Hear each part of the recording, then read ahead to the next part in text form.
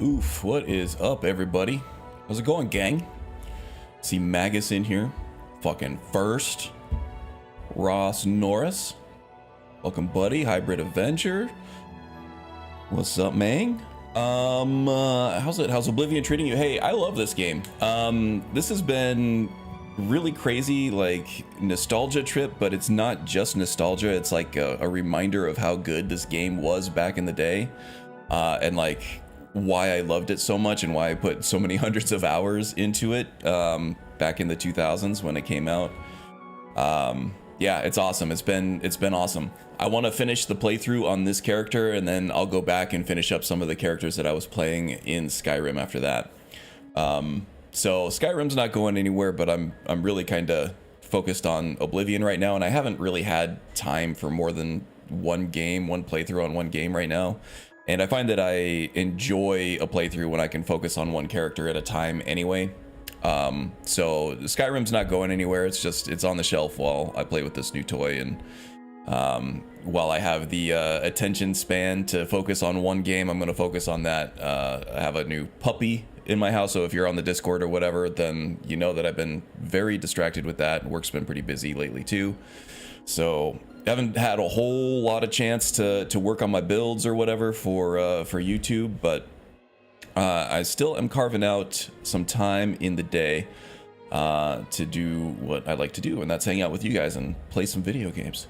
Nice breed. What breed? It's a Beagle Retriever mix. Actually, I got a ton of pictures here. Let's see if I can show them.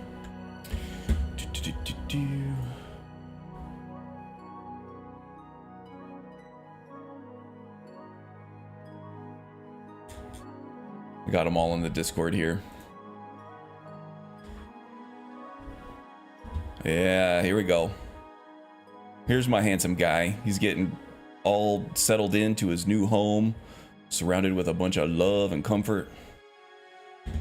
And we got found his spot on the couch. Definitely can see the beagle in his face, and then from certain like profile angles and stuff, you can see the retriever. He's got like the jowls that hang down right here. He's got him kind of tucked right now, but because he's chewing on something. But yeah, he drools a little bit like a retriever. He hates that grass, or he loves the grass. I can't tell, but he's always tearing the grass out. It's like, why do I even work so hard on this damn yard that now he's just tearing it all out of the yard. Yeah, but he's a very sweet boy. He's got a ton of energy. He is 5 months old, so he's got a lot to learn. We're still trying to teach him where his boundaries are. Like I said, though, he's really sweet. He wants to do the right thing. You can tell the wheels are turning when we tell him not to do something. He's like, well, what am I supposed to do? I'm a puppy. And then he thinks about it, and then he loses himself again. But he's on the right track. And he is definitely a handsome fella. Yes, indeed. Stuck playing Star Citizen and Oblivion Remastered. Star Citizen. Oh, that's the big one, right? That's the one that they just kind of live on their Kickstarter or whatever. The game's never going to be done, but there's also not another game like it. Man, people just pour like tens of thousands of dollars into that game. It's cool. Well, if you're stuck in it, that's a pretty good endorsement of the game, I think. I think I'm happier just hearing about other people. I'll let other people do the hard work. Okay, back in. Had to take my brother to work. Hey, no problem. Oh, so I see. You sat in line. You preloaded that first. I see what's going on. Magus game in the system over here. We'll be done. Yeah, and he's already getting better. He's taken to the potty training a lot more, but he had a lot of accidents the first couple days, and he also doesn't know how to regulate his water. He also got a giardia infection, so he's got some diarrhea that we're trying to manage too, but he's got medicine for it. So it might take a couple weeks, but he'll be okay. Yeah, just zoomies back and forth across the yard. I don't think he had like a yard to himself that he could do that in before. You just see the sheer bliss on his face when he runs from one corner of the yard to the other as fast as he can, then back and then back and then back, and then he does like a couple 360s and then runs around and then tries to jump over my head, which he can't do. And then he'll just stop and plop and chew on something. It's the cutest thing. Yeah, dogs need to run. Yep. And he'll get better. We're supposed to like not take him out for walks for like the first week or so he can get acclimated to his new environment and know that this is the place where he belongs and everything. But once we can get him out on a regular walking routine and stuff, he'll settle right down, I think. Mr. B, welcome, buddy. Hope you are doing well. So it says Hybrid is playing Star Citizen and Oblivion. I know that Magus has been playing a lot of Oblivion. What else are you guys playing? Skyrim? I'll be going back to Skyrim as soon as I'm done with this playthrough, but I'm just really in love with Oblivion at the moment. Hey, thanks for the shout out, Magus. Even my sister's 2-year-old German Collie, German Shepherd, Border Collie mix, and he's the definition of... Oh yeah, those are two... Well, Collie in particular, if they don't have like a job and regular exercise, they are gonna just be an indoor tornado. Purebreded mix, yeah. Makes sense. I'd like to get a DNA test done on them just to see what else is in there, but you can obviously see the Beagle, you can obviously see the Retriever in them. Okay, let's talk about the build a little bit. Not much has changed. I have refined some things with the gear. I got a lot of penalties on these things. Am I rocking a... No diseases. Interesting. I think you just get penalties for heavy armor sometimes. Harn was talking about a dog and not himself. Yeah. Both furry, fun-loving creatures, yeah, for sure. Yeah, so let's see. I focused on strength first, and then I focused on endurance. You can get these up to 100 pretty quickly. I'm way up high on strength right now because when you do a block bash with a shield in this game, it doesn't cap your damage scaling at 100 strength. It takes damage scaling indefinitely up to as high as you can get it. And when I take a potion and do my battle surge spell, I can get it up to over 200. So block bashing in this game is like my main means of physical offense. And then I have a war axe that I use that is enchanted with all the broken stuff. So I went frost damage on this. Frost damage isn't ideal. Typically you'd want like shock damage on this because less enemies actually resist it. Ghosts, undead of all kind resist resist frost in this game, but as long as you do it right, you get weakness to frost stacked with weakness to magic on the bottom. On subsequent strikes, you're going to start stacking those weaknesses multiplicatively with each other, and pretty soon they're going to have like 400-500% weakness to that element. So even frost works well against undead after you hit them a few times, but yeah, you got to kind of snowball that effort. So that's how that's working. That's more for magic enemies, or if I'm really trying to put something down. It also has a soul trap enchantment on it, so I can recharge it because this is an expensive enchantment. But if you have soul trap and you have Azura's Star and you're fighting creatures with white souls and not people with black souls, then you're gonna pretty much get indefinite charge. You just have to keep recharging it, which is kind of a pain, but it's all right. Enchanting and spell crafting in this game are really, really good, and if you're not using them with your character, there are some characters that won't have use for one or the other, but if you're not using at least one of them, you're only really playing half the game, in my opinion. All of the sort of like the interesting build mechanics and stuff, they're tied up in enchanting and spell crafting. It's really hard to have a pure warrior in this game where you're doing just physical offense with your weapon. You can make it work on adept, but once you move up to expert, which is what I'm on right now, then that kind of goes out the window because just the difficulty scaling and level scaling in this game go really harsh. It's better than it was, or easier than it was in the original game, but once you get to level 15, 20, around there, then it just becomes the same old Oblivion again, and you gotta do the tricks to make your build work. My main strength and endurance, can't remember the third thing, though I am also slowly upgrading my mind because I do use healing. Yeah, intelligence. Yeah, strength is great because it does scale your damage. It does scale your carry weight as well. So those two things are awesome. And I think it also might scale heavy armor rating as well, if I remember correctly. Yeah, so strength is really good. P.S. Oh, James is here. Welcome, James. Missed you on the way in. One wouldn't recommend for personal ownership is border. Well, you got to know what you're getting into. There are people who love border collies, right? But they are very high energy dogs. Very high energy dogs. They're not an apartment dog for sure.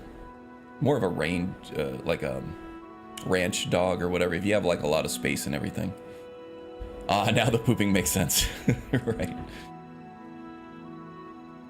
Don't know if you said the doggo's name. His name is Norton, like the the best antivirus from the 90s. No, we didn't give him the name. The shelter gave him the name, and we saw his face, and we were like, oh, he's got a Norton face, so we just kept it.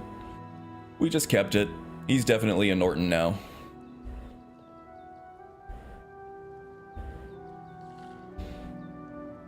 Also trying to get level 10 fast so I can do Nocturnal's questline. Nice to get that skeleton key. I haven't needed the skeleton key yet, but that will definitely make a difference. I do want to get my security up to 100 or whatever, and then at that point I don't think the skeleton key is even needed. But yeah, I don't mind the security minigame in this too terribly, like a lot of people do, and you get the hang of it after a while.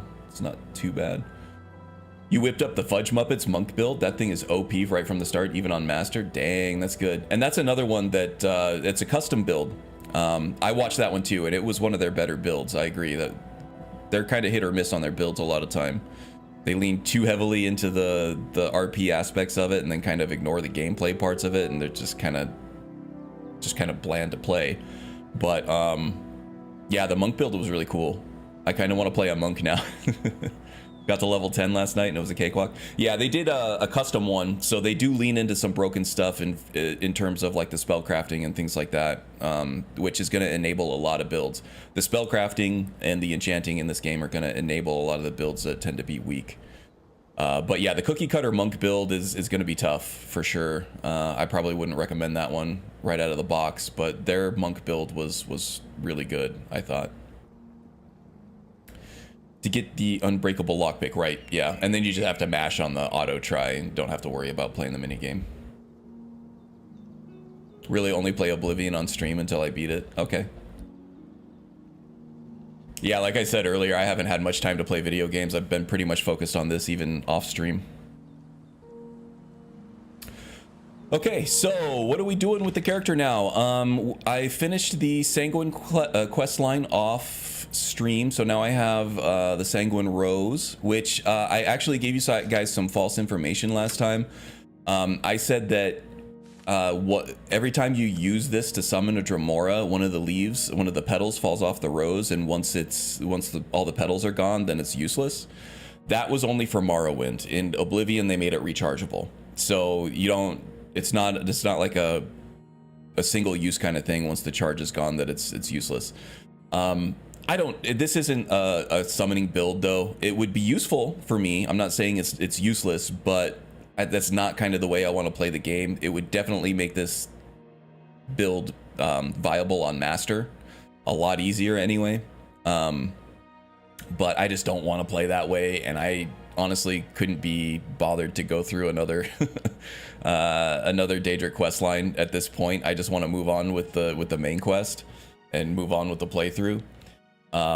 So yeah, I'll be using the Sanguine Rose here. Yeah, and I got kind of shocked. I got really scared actually, because when you use that spell that undresses everybody in the Leowen court, the party there where everybody just is like blasted into nakedness, you get arrested, all your stuff gets confiscated, and then it's not in the evidence chest when you get out.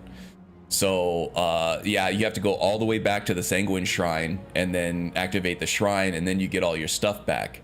I didn't remember that from the original game, so I was like, holy crap, I lost all my stuff, and I worked so hard to like get just the right sigil stones for all these things too. Yeah, it was crazy.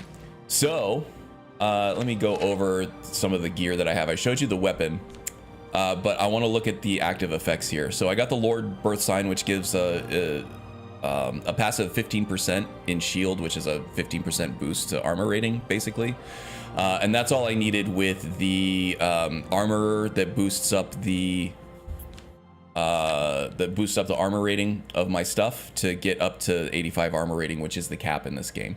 So I didn't need to put shield on anything else. I'm at the armor cap. We're good to go. So I started replacing all of the different enchantments that I have on the weapons with the, or on the armor with specific sigil stones, mainly fortify strength so that I can scale my shield bashes even higher and higher, which well, actually we're going to be fighting a lot of ghosts in this dungeon, so I probably won't be able to show you the physical damage that I'm doing.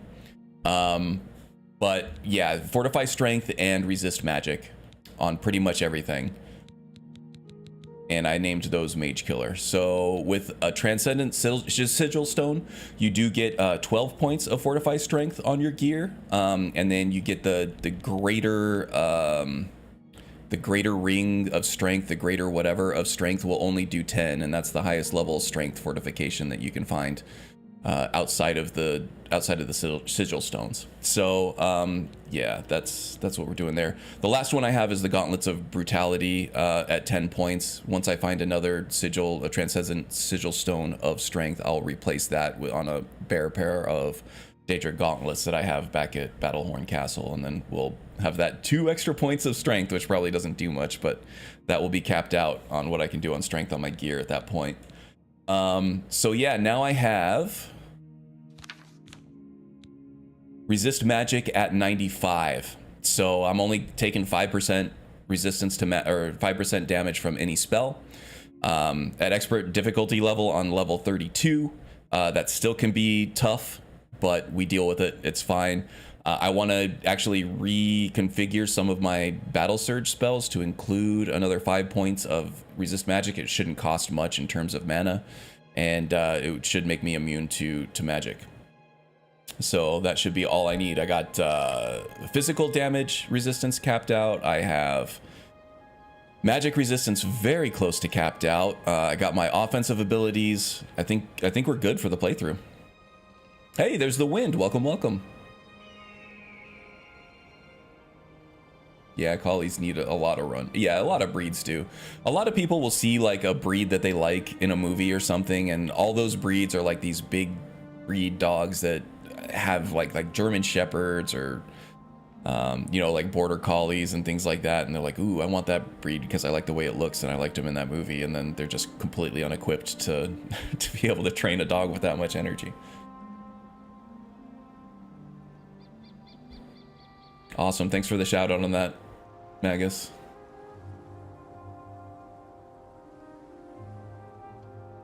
Oh, and since this is technically my first full playthrough of Oblivion, yes, I've never beaten Oblivion. Oh, nice.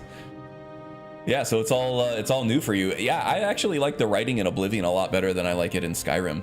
They have a lot of cool little side stories that are very captivating and very interesting, and you just go like into a random castle in a random hold somewhere and go into just a random staff quarters somewhere, and there's an NPC that you can talk to, and it'll give you like a crazy little side quest. It's amazing. It's really cool. Definitely impressed with this version of the game. Yeah, it's buggy for sure. There's a lot of bugs in it. But I wouldn't say that it's any buggier than the original, and I loved the original despite its warts. And so I wasn't shocked to see the bugs in this one, and they don't bother me any more now than they did.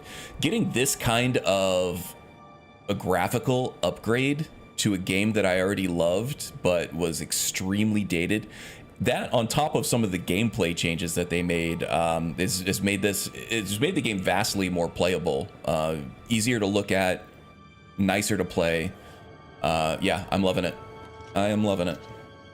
Okay, so we're here doing the quest line for the main quest line, Blood of the Divines. So we needed to find the blood of a divine in order to unlock a portal to chase Menkar Cameron back into Mehrunes Dagon's Plane of Oblivion, to chase him down to get the Amulet of Kings back, because he stole it. He escaped out to Oblivion, and we need to chase him down. Martin's been doing some research on how to open a portal to Mankar Cameron's Sanctuary, which I guess isn't technically a plane of Oblivion. It's not Mehrunes' plane of Oblivion. But it is kind of like that. And it's definitely not, it's like Mankar's paradise or something like that. It's nowhere close to a paradise, that's for sure. But we'll get there. So what we have found is a workaround because the divines don't show up on the earth, on Nirn, like Daedra do. So we needed the blood of a Daedra. We have that, the Daedric artifacts are physical manifestations of the spirit of the Daedra. So we can use that as a blood of a Daedra. That's what I got Sanguine Rose for. And then for the blood of the divines, the workaround we found is that Tiber Septim was not a divine, but he became a divine.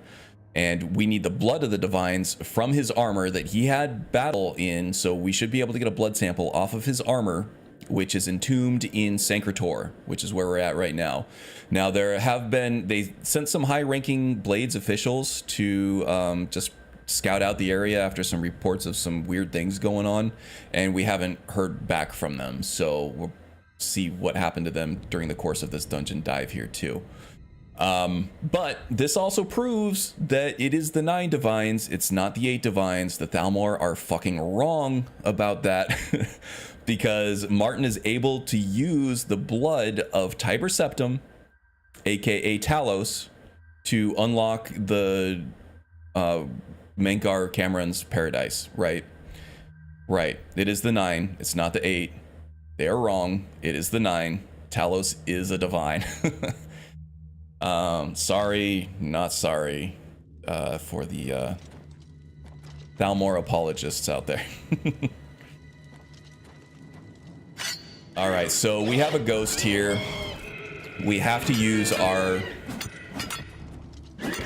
busted axe, and you can see I'm doing, like, the more times I hit him, the more damage I do in an exponential way. I mean, obviously, the more times I hit him, the more damage it's going to do, but each time I hit him, it does the stacking resist weakness to elemental damage, and the ghosts are actually resistant, very highly resistant to frost, and that's the type of damage that I'm doing with this axe as well. So what was that, like 6 hits on expert level difficulty? Yeah, I'll take it. And I also gathered that soul, so I'm going to use it to recharge my weapon. There we go. That's how you do it. Against creatures that I can absorb white souls from, that is the cycle. Against humans and people that I can't absorb souls from, and if I'm out of charge on my axe here, then I'll use block bashes. But block bashes are ineffective against ghosts because you need to use magic weapons. They are immune to normal weapons. So are Will-o'-the-Wisps, and I think a couple of other...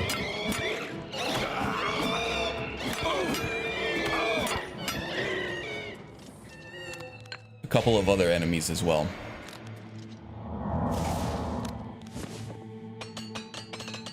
I'm also level 100 armor, which means that my repair hammers don't break, and I get to sort of over repair / hone / temper my physical items to 125 instead of 100, which makes them more effective. It actually feels like it has better replayability than the original, and that is what made Skyrim be Skyrim. Yeah, we'll see how the modding scene takes off. I know there's a lot of mods, but they're just not on the level yet of Skyrim. I think modders are still trying to get their heads wrapped around the Unreal Engine stuff and how to fully integrate those. There hasn't been a one-to-one translation of mods in general from old school Oblivion, although some of them have been ported, but those are plug-in only ones that, you know, didn't add a lot to the game. A lot of the tweaks still work, but the stuff that actually adds stuff doesn't work so well just yet, as far as I've heard. Fuck the Empire too, by the way. Yeah, all right. The Empire is painted in a little better light in Oblivion, but that's all Cyrodiil focused, right? There's some good necromancy mods already. That's awesome. That's awesome. I'm kind of an achievement whore. I can't help it. I like to get all the achievements. So I want to do a naked vanilla run through first, and I think you can do reshades and stuff that don't. And there is an achievement in the enabler too, but I still like getting that full vanilla experience first, and then I can really think about the mods that I want to add, and then add those in later. But yeah, this is a full vanilla playthrough for the time being, and then maybe for the next, well, definitely for the next one, I'll start adding some mods in, most likely. Yeah, he's just not affected at all. He doesn't even stagger. Okay, now I got 2 wraiths. Shit, these guys are gonna split my offense. And with all the effects going everywhere, I can't see anything.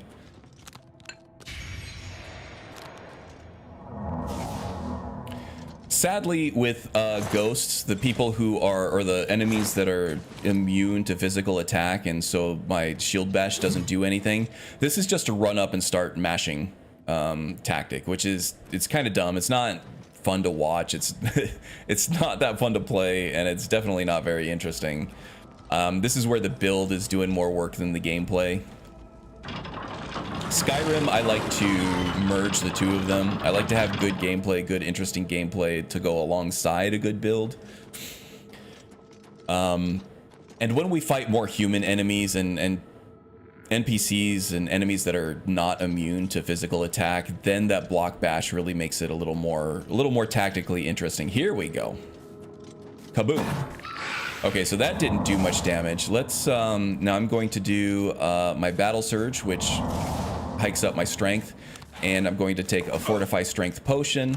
We're going to take a look at our fortifying strength by 146 points now, which gives us 244 strength, and now we're just going to be able to, oh well, that doesn't look like it's doing that much more damage. But the thing about this is I am playing on a very high level. This is level 32. This is actually really good physical damage for expert difficulty, believe it or not. There's no magic going on there. I didn't have to use up any of my enchantments, charge or anything. But it also gives a stagger, so you can stun lock enemies, you get to keep your guard up the whole time, you're very safe. Now, what I like to do to make it more interesting is I'll use the block bash to cause a stagger, and then I'll go in with 3 or 4 swipes from the war axe to get the stacking resistance debuff, and cause some major elemental damage there, and then I'll cycle back into a block and then a block bash and do that over and over again. It becomes a little more fun, a little more finesse, and definitely more interesting to watch and more tactically interesting there too. Who are you? I was Realus, loyal blade of Emperor Tiber Septim. I do not know how long I have been dead. Hey, Hamad, welcome in.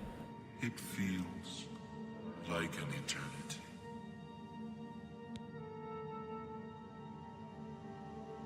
It's ramping up. There's a lot of added in new content now. That's awesome. Yeah, I can't wait to start really pouring into it. I haven't even really been keeping up with the Skyrim modding scene either. So this is one of Tiber Septim's loyalist guards here. What happened to you? My 3 companions and I were sent here by the Emperor Tiber Septim to discover what evil had defiled the holy catacombs of Sankar. We did not know that the Underking, who was Zirin Artis, had risen to take his first revenge upon his former lord.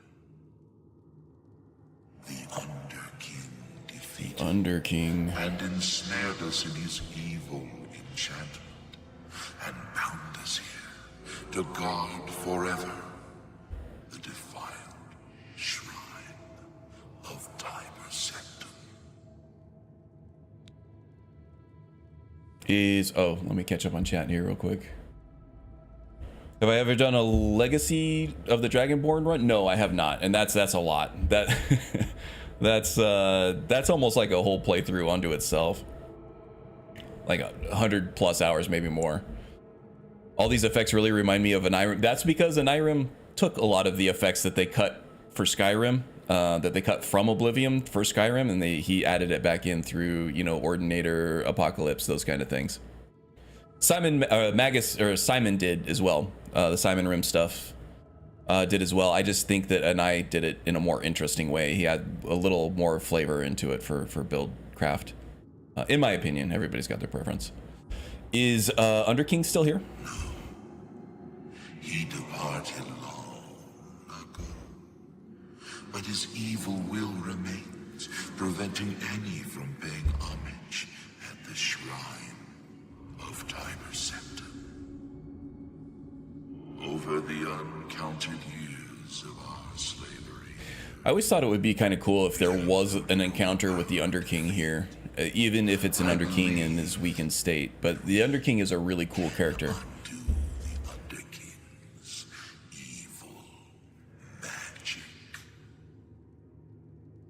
I go now to complete my duty to my lord. Tiber Septim. God, the thing about these ghosts is they talk so slowly.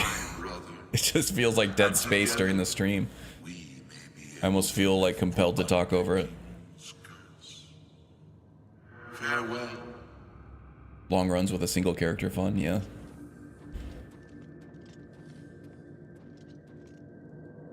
Been struggling to game at the moment. You just haven't, like, you can't find a game that hooks you, James, or you just not really into gaming at the moment?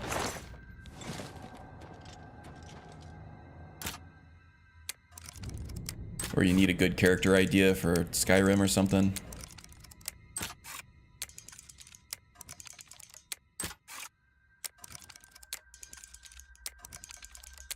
Yeah, I was saying at the beginning of the stream that I've just been really busy with the new puppy, and work has been busy and everything. It's been hard to find time to even play off stream. But when I have been, I've been playing this game. Hey, there's Aster. Welcome, welcome, buddy. Hope you're doing well.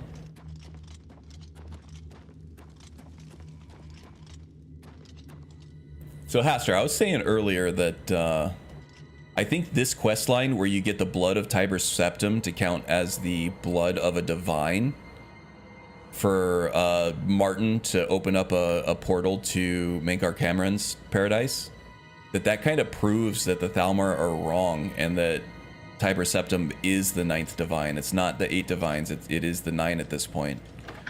Otherwise, this portal, the blood from Tiber Septim's armor would not count as a blood of the divine, and that portal wouldn't be able to be opened.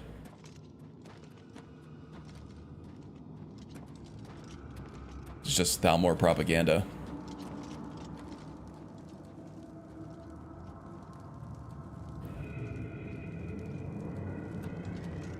Yes, it is. Yep, about 230 years, as Hester said.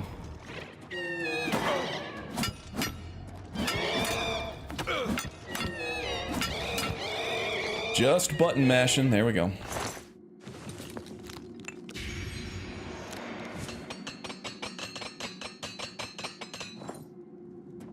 Okay, so we have to find all of these former royal guard of Tiber Septim here, and they will work together to dispel the latent energies of the Underking here that's blocking us from the shrine to Tiber Septim. The 9 divines sounds more catchy than the 8 divines. It sure does. It has a ring to it, doesn't it?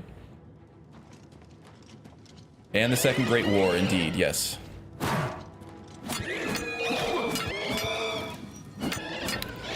In fact, Wind, if you've played Beyond Skyrim Bruma, they make a ton of references to a lot of the stuff that you do in this game directly. So it's kind of cool if you've played through this game and then you go through that mod, the Beyond Skyrim Bruma mod. There's like all kinds of nostalgia, like fan service for this game in it, and it's very cool to see like the references and how some things turned out and stuff. Old wooden door to Sancrator. start lefty and then we'll start making our way right. Nomad, welcome, welcome. Were you being impolite? Would you recommend Sacrilege or Sacrosanct? I fear Sacrosanct will take over my entire build, but it looks so neat. I play with Sacrosanct. I haven't fully explored that yet. I want to do a build focusing on Sacrosanct, Sacrosanct Vampire character, before I try Sacrilege. I haven't tried Sacrilege at all. Some people swear by it. I think Magus is a Sacrilege guy. Both the mod and actual Sacrilege. I'm kidding. I think they're both great from what I've heard. There's very few complaints about either of them from what I've heard.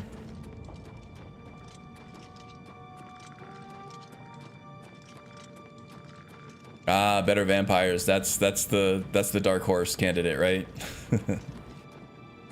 I'll admit, Better Vampires does a lot of really cool stuff. That might be the right answer, but I'm kind of an Skyrim stan, so...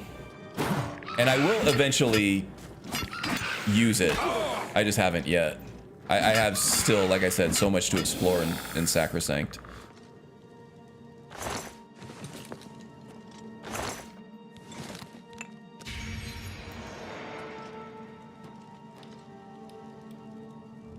You can combine Better Vampires and Sacrosanct through using... Yeah, I don't know how good I feel about combining these big overhauls, though. You have things like Vocrinator and Vocrinator Black that put some of Adamant into it, too. And it does expand Buildcraft a lot, but then you lose kind of the coherence of the vision of the mod author for how these things were supposed to work together. And none of them are inherently very balanced, right? But they do have like ideas of how it should be balanced. Like there are you know, costs associated with certain really strong powers, and then when you just start smushing a bunch of these things together, you kind of lose those costs. And there are like checks and balances on certain effects and things like that you can kind of mod out to get rid of, and that kind of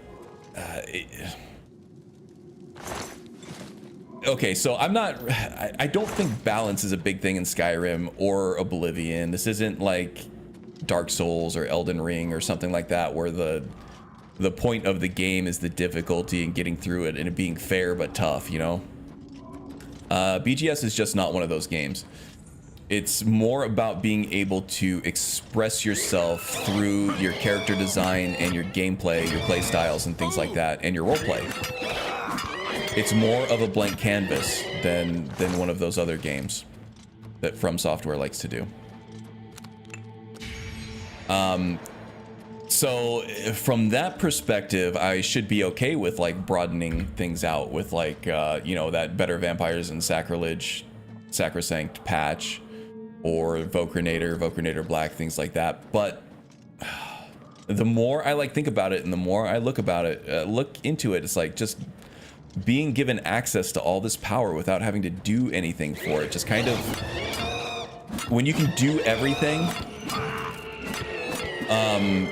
it kind of makes things meaningless, right? It weakens the definition of your playstyle and of your character and of your build. Yeah, that bash isn't doing anything.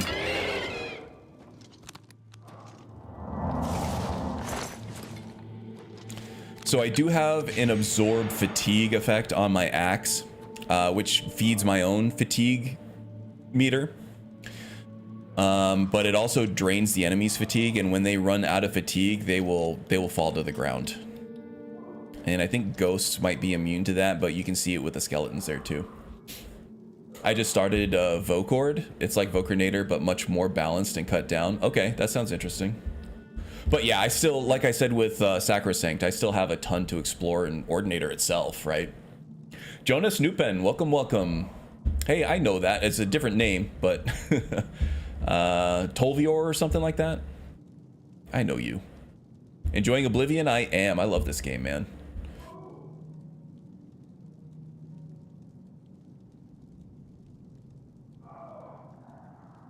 Which one gives the blue blood? Yeah, Sacrosanct. Let me catch up here.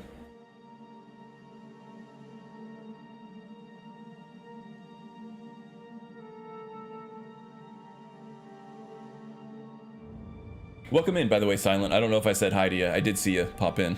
Hope you're doing well. Let's see. Dark Souls you speak of, yeah. I've been itching a little bit for another Elder Scrolls run. I might play that on my PS5 though. Royal blood, doesn't that make you feed on Delphine? Yeah, it's not all royal. It's kind of like royal. There are some royalty, but it's supposed to be the blood of the most powerful people in Skyrim. And some of the people that I picked to be the most powerful entities in Skyrim are kind of dubious, like Delphine. She's very strong. She's formidable for sure as both an enemy and an ally, but I don't know how like actually powerful she is. She did facilitate the return of the Dragonborn though, against the dragons, or helped to.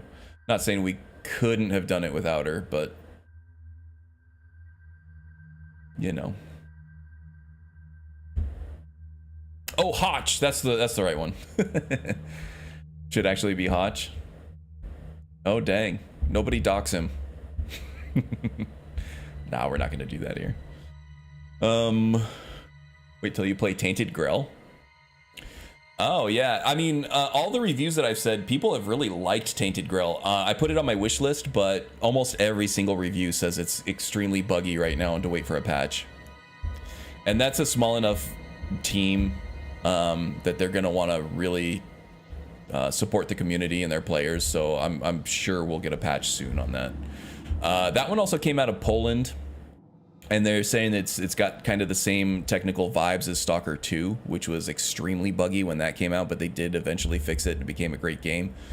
Of course, Ukraine's they're trying to develop their game in an actual war zone, so that they have a little bit more of an excuse than Poland does. But yeah, a lot of the same jank there. And there's the Panicked Monk, fellow Beagle owner. Silent said taint, he did indeed. Delphine is another Nazim. Yeah, she can be very, very obnoxious. It's not too bad, but definitely needs some patches for the future. Okay. Gonna have to skedaddle to go dig some holes in the ground. Got a couple plants to get in. Oh, nice. Having a productive weekend then, it sounds like. Cool. All right. Let's keep going in this dungeon dive here. We got to get through and find all of Tiber Septim's Royal Guard here. I hear him fighting something over here. Oh no, he's downstairs. I think I came that way. Sounds like somebody's dying down there, but there's always time to loot a chest. Maybe I didn't come from this way. Oh, he's just wailing on him. Cheese and right. There we go. Okay, so this is funny because this skeleton is supposed to be the corrupted shade of that ghost.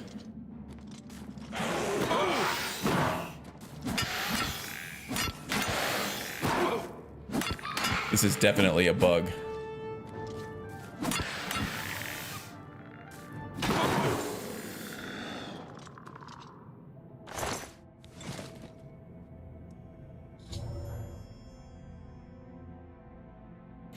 I have destroyed the second of the cursed blades guarding Sancrator, freeing his spirit to help his companions lift the Underking's enchantment from the Shrine of Tiber Septim.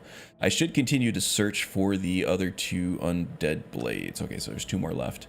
Yeah, this guy's supposed to be alive, and he will be alive. Take his money. You shouldn't be able to loot him either. What's supposed to happen is he's supposed to spawn in after you kill the undead blade skeleton here, and then he's supposed to talk to you like the last one did. I don't know if this is a bug from the original game or not. When I played through this on my first version of this character, of this build, the same exact thing happened, and he was where he was supposed to be at the end of this dungeon, so I'm not too worried about it. Man, almost 20 years ago, the original game came out, and just trying to remember all the weird little bugs that were actually in the original game. It's been tough to remember. I wouldn't be shocked if this was in there. Most of the bugs that I've encountered are also in the original game. Which is not really like a visit from an old friend as much as it is the uninvited roommate that just shows up at your doorstep looking for a place to crash, right?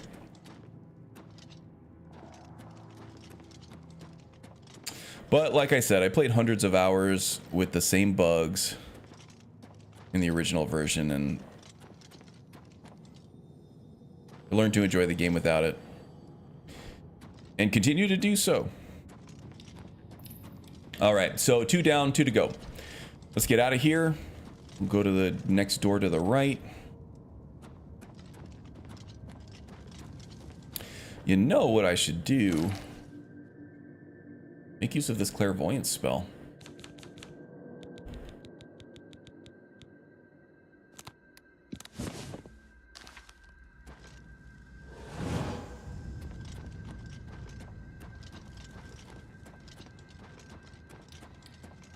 Why not?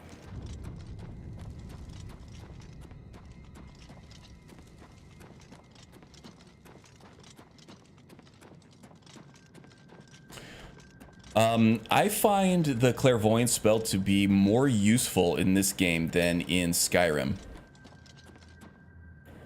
Wait, there was another...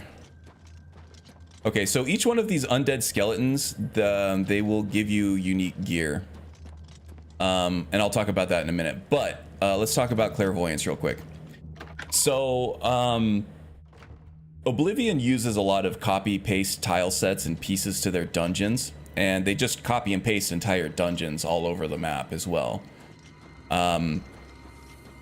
So at a certain point, you'll just learn your way around these dungeons. This one's a unique one. So you're not really, you're not going to learn this one until you do just multiple playthroughs and whatever. So once you learn like Oblivion gates, all the different copy and pasted Oblivion gate blueprints, all the dungeon blueprints, the mines, the forts, all those, they repeat a lot of them. So you'll learn the floor plans of those really quickly. The unique ones, you know, like I said, you're gonna need to figure it out on your own.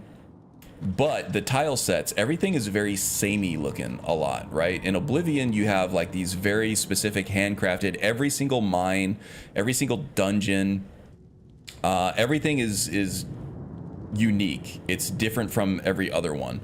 So you have like little pieces of rubble here and there, little landmarks here and there that remind you of where you are and you can find your way. With Oblivion, you know, brick walls are just brick walls everywhere.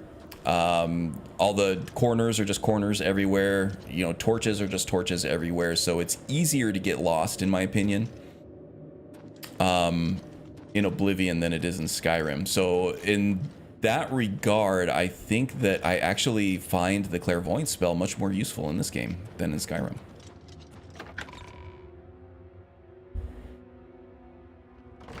Oh, I haven't even used Detect Life in this one. Do I? I might have the spell though, but I don't have any life around to detect yet. It's all undead. I've never found a real useful clairvoyance mod. Only mod that know it's useful. Okay. Yeah, where you're not already going around. Well, when you've played a game for hundreds of hours and it's fresh in your memory, right? Got backstabbed here. I got ice shivved in the back. There we go.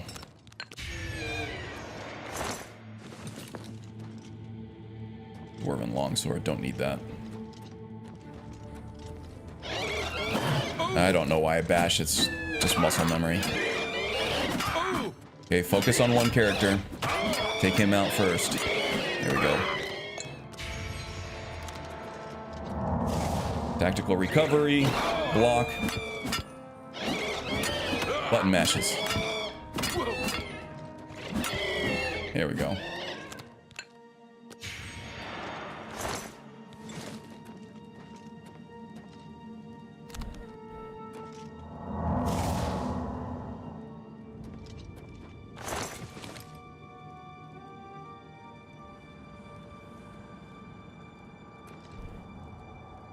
They need this version of clairvoyance for Sky Guy. Same FX. Yeah, I like the effects too. It just that latent magical energy that just kind of lingers there for a little bit. It's kind of subtle, right? I kind of like it. I think I prefer it. Welcome, Phantomanium. There's a mod that disables map markers and re-enables them with clairvoyance. Oh, that's cool.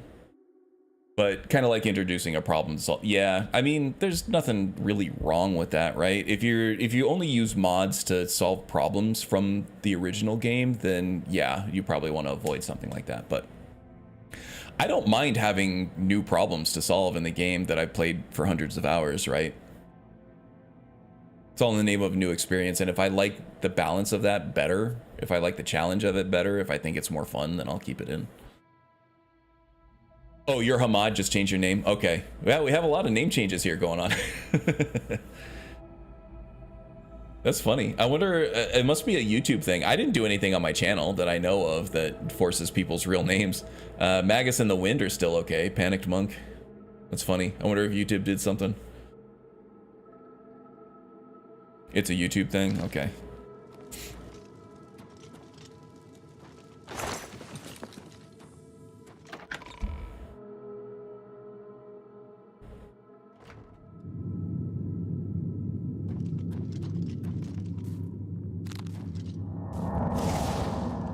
Oh, he's got a unique sword there. Oh yeah, I was gonna talk about the unique items you get from this game. Oh, he fell down. Just give him the business while he's on the ground. Northwind. I don't need just a plain ass shield or a plain ass helmet.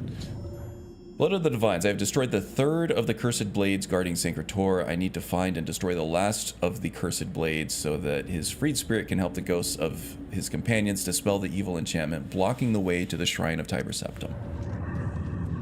Okay, so let's take a look at some of the unique gear that I've gotten. I would say unique gear in this game, except for some very specific Daedric artifacts, and some very specific rings and amulets that are extremely rare to find, you're mostly going to be better served by self-crafted gear or self-enchanted gear, either through sigil stones or through you know, just the actual enchanting system, right? Is this a main quest or a side quest? It's a main quest.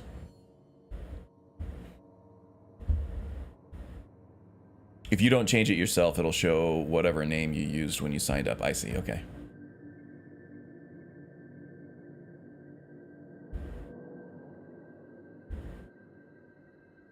Due to making a Microsoft account? Yeah, sometimes linked accounts. They'll just grab the name from another one. You don't use real name and throw away emails? Nice. Use a throwaway email. I mean, that's the right answer, right? Okay, so one of these corrupted skeletons, one of these corrupted blades gave the amulet of Ansei, which is fortified block on self. This is a unique item with a very boring, mundane, non-unique enchantment. We get a lot of that in Skyrim, right? What else did we get? So there was the amulet, and then we just picked up Northwind.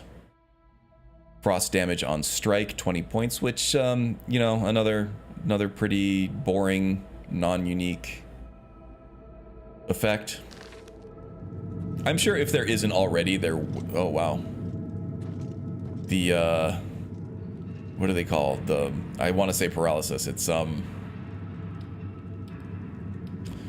where they make a flat texture look 3D. This looks really good.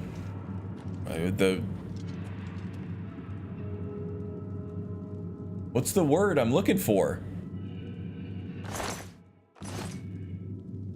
Anyway, these ground textures look really cool. They look very textured, very 3D. And they're not. Parallax, that's the one. Thank you, Joe. Words are hard. Yes, they are. Parallax. I was like, paralyze, paragon, para something. Parallax, yes. This looks great with the lighting and everything. Looks fantastic. So what they do is, this is all just one flat mesh, and then this is all a texture, but it does have kind of like reactive shadows on it from the lighting. So it makes this all look very 3D.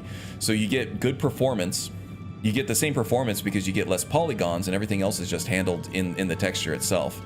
And there are Skyrim mods that do it too, that make the ground look like it has a bunch of actual rocks on there that look like very tangible, but it's not. It's just a flat mesh underneath it. Very cool. They did a really good job with the photogrammetry on this game. Good stuff. Phantom spelled it right? Oh, he did? I didn't see a difference. Oh, the 2 X's? There you go.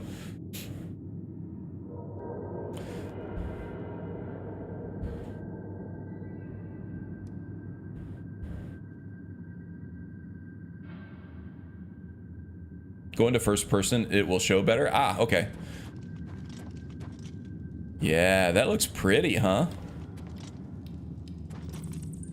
I don't know. I don't really keep up with the texture overhauls as much as I should because I'm more a gameplay kind of guy. But these look better than my parallax textures in Skyrim for sure on the old Novus guide that I'm running. Yeah, this looks fantastic. I never really stopped to just sniff the dirt. Stop and smell the dirt in this game. But yeah, this is a very pretty game. Very pretty game. All right, where the hell am I going?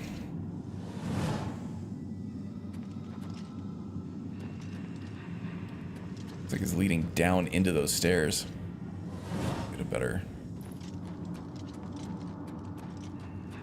angle on this one.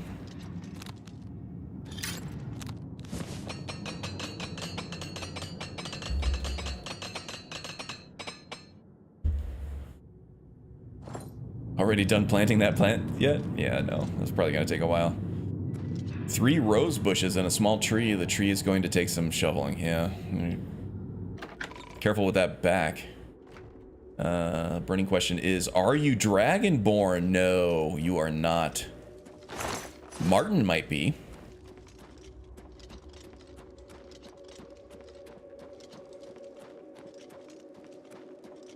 Uriel might be, but you know, your character is not. As far as I know, there's no supernatural edge that your character has over any other character in the game. He just happens to be an exceptional individual, right?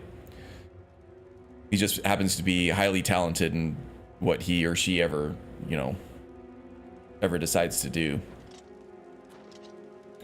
Hero of Kvatch versus Dragonborn. I feel like Dragonborn's got that, right? The Hero of Kvatch is an exceptional individual, but he doesn't really, he hasn't been blessed by any of the divines with magic blood or anything. Just having access to the Thuum so readily like that is, I feel like that gives the edge to the Dragonborn every time. You are Inigo in this game? Nice. Now, when you go through the Shivering Isles stuff, you do become sort of a demigod, right? Because I think you end up taking on at least some of the essence of Sheogorath. I don't know, are we saying the Hero of Kvatch is Sheogorath or not? Well, the Hero of Kvatch, I think before the Shivering Isles stuff, after Shivering Isles, it's kind of debatable, right? We do have Daedric, some kind of Daedric entity in us. The Hero of Kvatch becomes Sheo, apparently. Yeah, that's kind of obfuscated, though. I'm not really sure how that works. He takes on the mantle of Sheogorath and eventually becomes one of the Sheos. Okay.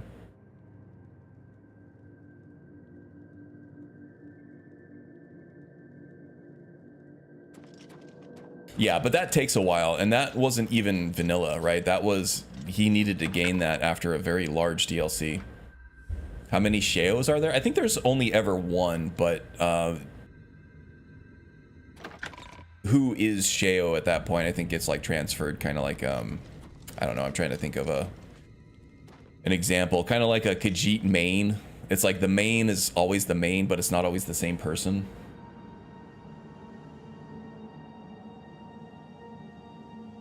It's referenced at the end of the Grey Cowl of Nocturnal Mod, which isn't official, right? But they're still operating off of established lore.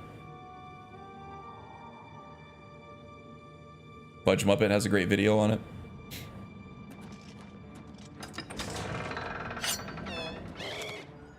Oh! And again, it's been, you know, close to 20 years since I played this game, or even the Shivering Isles quest.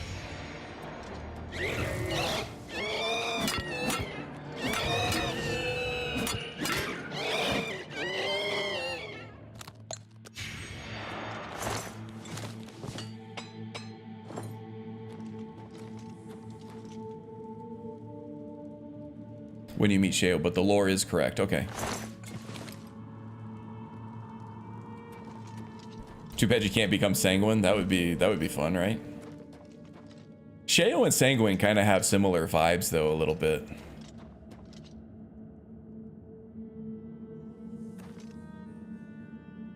They're just a couple of wild and crazy guys, but with a dark side.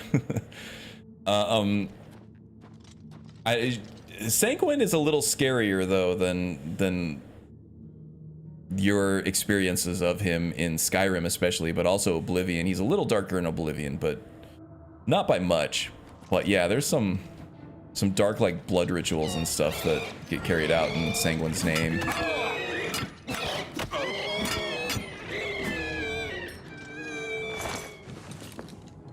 It's not all just a good time with Sanguine.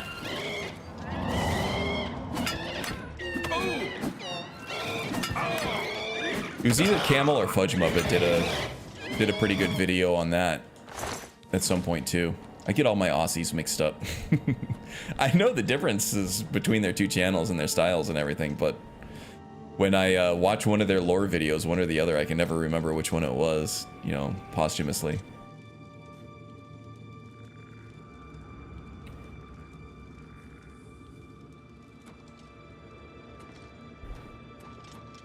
Sheogorath references the Thieves Guild from Oblivion in the Skyrim quest, and the cheese to die for.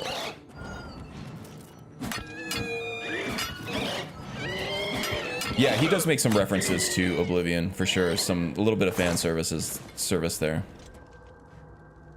He even says like he reminds you, or you remind him of someone, and that someone is the character that you played in Oblivion, if you played Oblivion. And then continues to reference some of the things that happened in the game. Okay, you want to fight? Oh, he's got a Daikatana. Two-handed katana.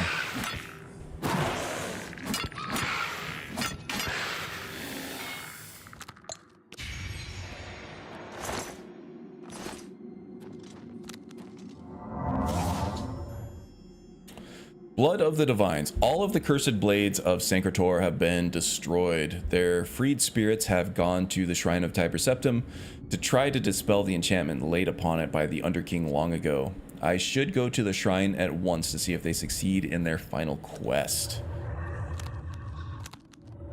Cool, let's do it. Yeah, and I think you get to come back to Sancretor in Beyond Skyrim. Ruma, right? Sancretor is one of the dungeons that you get to play through in that quest mod. Or New Lands mod, I guess. Come on. Slow it down. There it is. Yeah, I just freaking rock dog this security minigame here. I rarely make a mistake on it, but it can be tedious just waiting for that tumbler to slow down to click it into place. So that's why I haven't made getting the skeleton key a priority, even though I know it is better quality of life just being able to mash the auto attempt button. But I don't know, I kind of want to get my security up, and I feel like I'll do that. I don't know. Does the security skill, I'm sure it does level up with the skeleton key and auto attempts, right? So it would just do it naturally.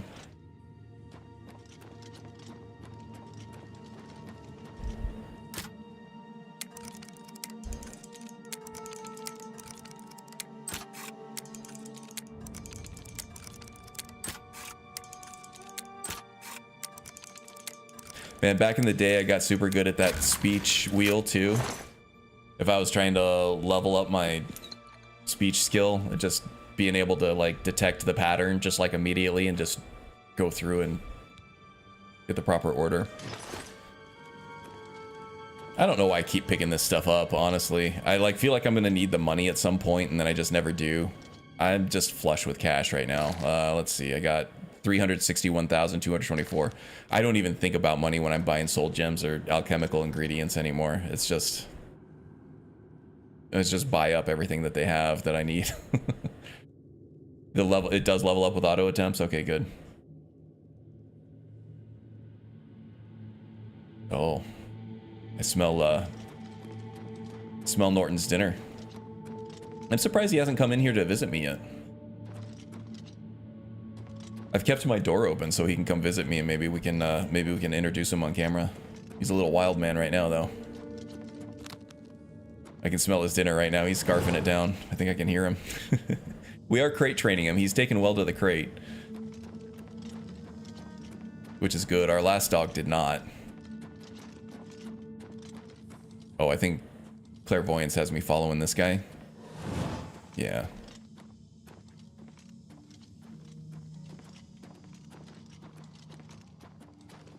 So what kind of plans you guys got for the weekend? Joe is doing some landscaping, it sounds like.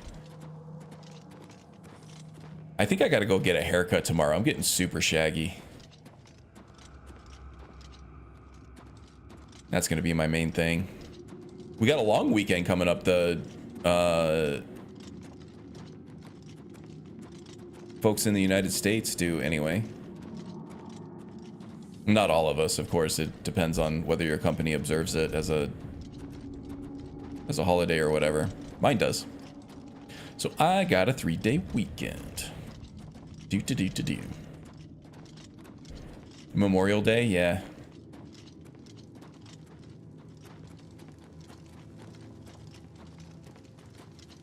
I have my final exams for my final semester in 2 days. Oh shit! You getting your college diploma? University? That was a stressful time. There was one class that I had that was very touch or go. And it was because it brings up a lot of stress for me, man. I was having like nightmares and stuff that I wouldn't graduate, but because my like parents got divorced right toward the end of my college degree, at the end of the curriculum, and it was like there was a lot of stuff I wasn't able to turn in. I had to like work with professors to turn in some back assignments and stuff like that I just couldn't, I didn't have time for, and it's like it's hard to get into the emotional state to actually learn stuff too when that stuff's going on. But I did feel very accomplished at the end of it. It was like one of the hardest things I've ever had to do, and got me the job that I have now. I've been gainfully employed. Good stuff. Yeah, bachelor's. Yeah, that's what I have. It never made any monetary sense to go back for a master's or a doctorate.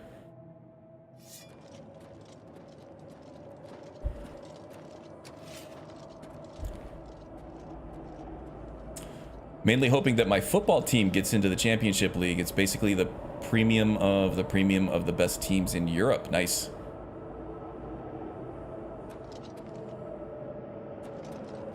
Are we missing that dude that died? Better not be. Have you seen Elaine or Valdemar? Riellis fell in the lower chamber. No, that was the dream. I'm awake now. I must fulfill my oath. There you go. Snap out of it, buddy. Finally rest. Do I just have to go through and snap them all out of this? Why do you disturb me? I must free the shrine so that I can sleep. It has been so long since I slept.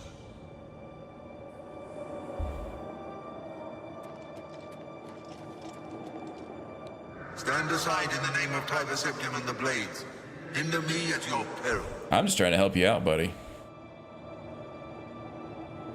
Alright, we're missing one. It's probably the one that died. God damn it.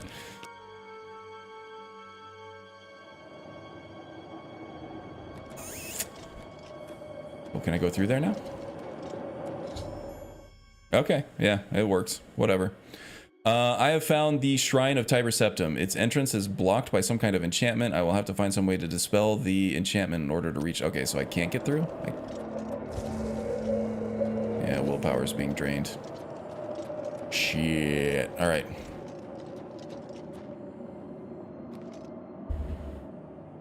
Let me look this up.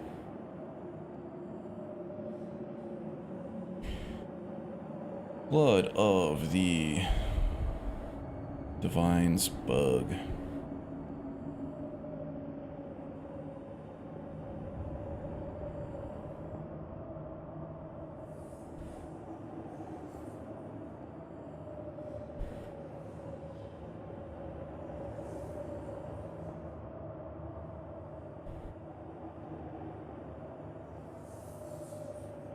Okay, looks like I gotta go back and talk to him. God damn it, where was he?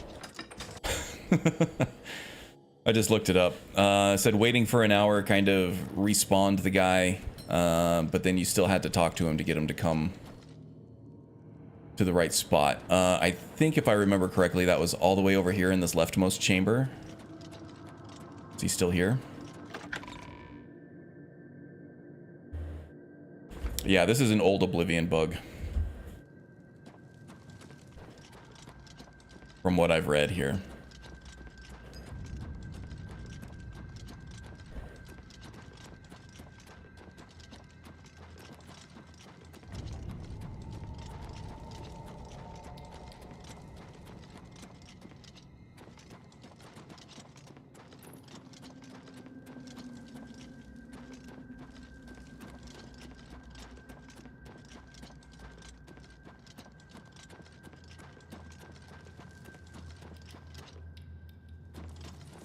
Oh my goodness.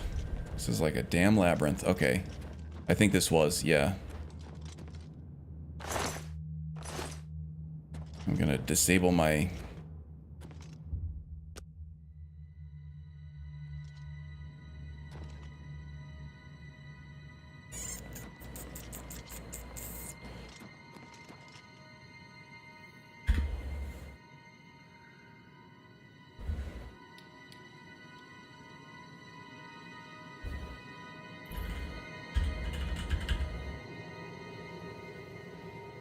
Yeah, it's gonna disable achievements.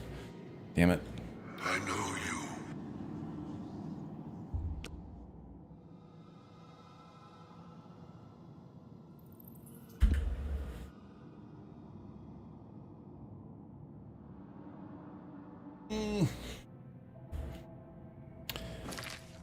Okay, let's try this.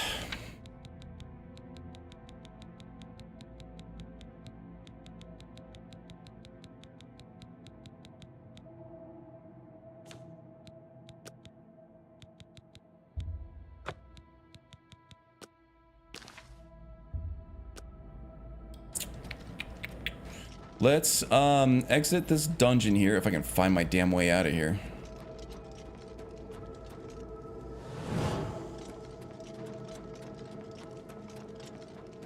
I'm gonna sleep like a, or not sleep, but wait like a full 24 hours.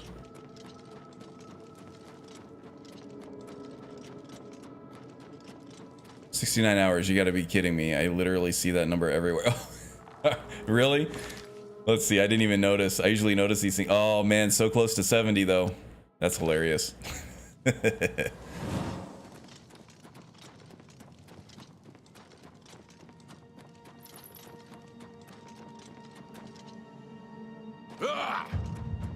Hey, leveled up acrobatics.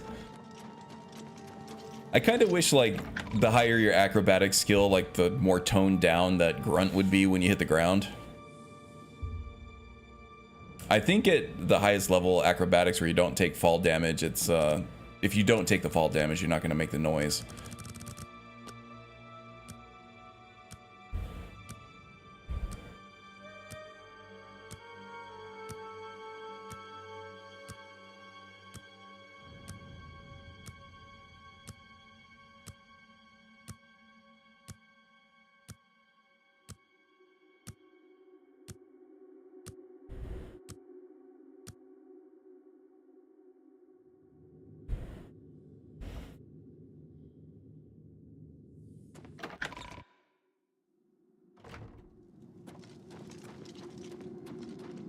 Man, if I have to start this dungeon over, I'm gonna be so mad.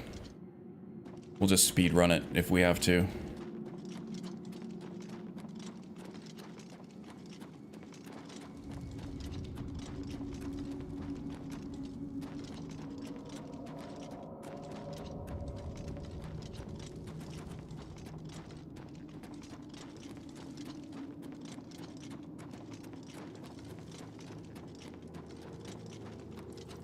He's still dead. Do I have a resurrect spell that I can use on him that won't disable my achievements? Let's try here.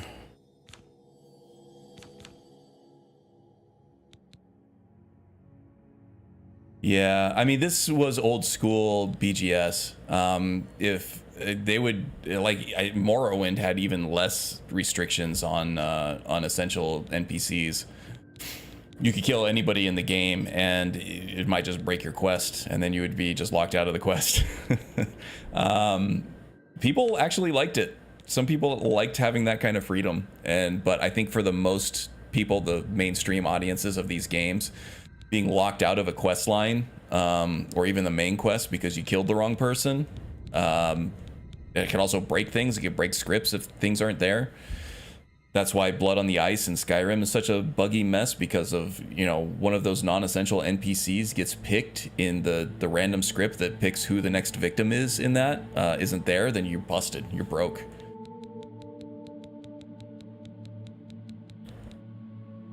Good day, sir. I said good day. Handling touch. I thought I had something. Soul trap. Oh, I got a visitor. I got a visitor. Hi, buddy. You want to say hi to everybody? Did you just eat your lunch? Do you have a lunch? Oh, kisses. Oh, lots of kisses. I know. I missed you too. Here, let's say hi to everybody. Oh, my little friend. Oh, what a kisses.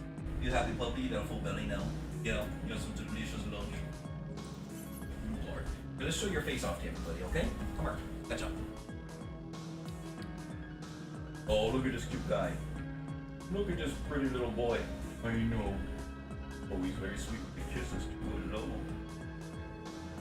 He's a cuddly boy, and he's also very bitey, but that's a puppy thing. That's a puppy thing. He'll get over it. He'll get over that. And when he needs to play, he needs to play. He's got like this energy that just doesn't give up. But he's like calm and satisfied right now. But that's just, well, we can't hear anything. They can't hear anything. The microphone's all the way over there. The microphone's all the way over there. I know. Oh, you're cuddly. You're a cuddly guy, huh? Yeah. You weren't too cuddly last night when you're keeping mom and dad awake with your restlessness. We had a visitor over at the house last night. She came over to meet the puppy and hung out for dinner and stuff, and he was very friendly. He was very nice to her, but he had like this charged up energy for the rest of the night, and he's usually really good at sleeping through the night, and last night he just he was restless. Hopefully that is fixed tonight though. Oh, we had all kinds of zoomies this morning and everything too. It's the funniest thing. Pupster, yeah, he's a sweet boy. Norton's his name.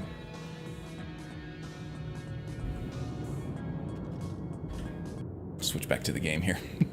He's just coming in to say hi, give some love. Dog is God backwards, man's best friend for thousands of years. Yeah, I know, they're my favorite. I love dogs. I don't know, not having a dog is like, there's just this pure joy and innocence. There's this purity and just wholesome fun in your life with a dog that you lose as a human, you know, pretty early on too. Humans become just like deceptive and, you know, self-serving and things like that. It's just how we're wired up. Can't really help it. Dogs aren't like that. They're very honest. They can be sneaky, and they can be selfish, but there's not any kind of like malicious intent behind it, right? They're just doing what they're doing, and they love more purely than anything else. It's I don't know. I gotta have that in my life. I love it.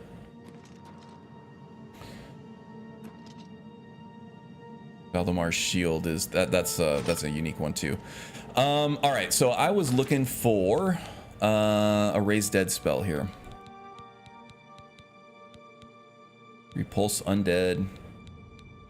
I thought I had one. I was just buying every spell for a while.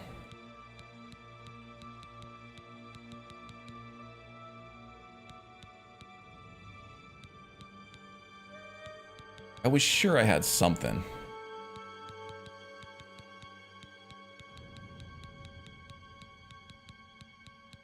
I don't want to break achievements on this save, especially because I'm in the main storyline right now, the main quest line, and there are achievements tied to it. And I don't want to be doing live modding on the stream. Want to keep it gameplay. They show true unconditional love. Humans can't do that. It's impossible due to inherited human flaws. Yeah. We've evolved to the point where it's like we have to do what we can to survive the rat race, and there's certain things that we just can't get away with anymore. Which is sad, but we can still have dogs, and we can still have that in our lives at home. Protect other, shocking, soothing, soul trap. Wow, I was sure I had a raise dead spell, and now I am not finding it. Oh, there is no raise. There's no actual necromancy in Oblivion. What am I thinking? You can conjure zombies, you can conjure skeletons, but you can't actually raise dead people. That's crazy. They even have the resurrect command right there in the console. They could use it if they wanted. It has to do with probably AI packages and stuff that they were having trouble moving over. Okay. We're just gonna have to reload. Hot damn. You can from the Shivering Isles? Okay, so they did add it in later on. Just haven't been there yet. Okay, reload, speed run it. Oh my god, these are all like fucking busted.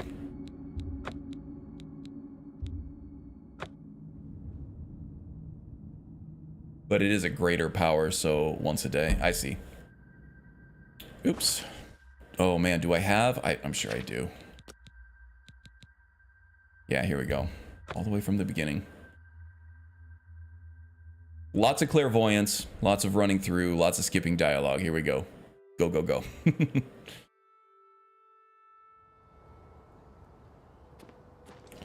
All right, let's go do it.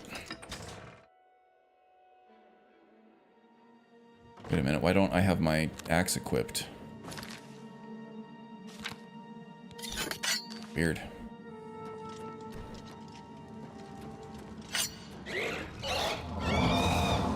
I do want to talk about these spells I'm using too.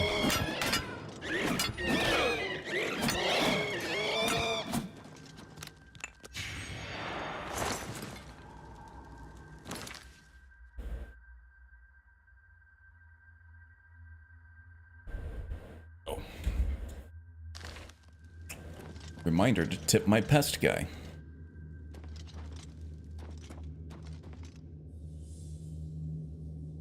Yikes, over an hour ago. Yeah, I know, but I was mostly chatting with... that wasn't all gameplay. I was doing a lot of talking about my dog and chatting with chat and everything. I think I could probably blast through this in 15 minutes here.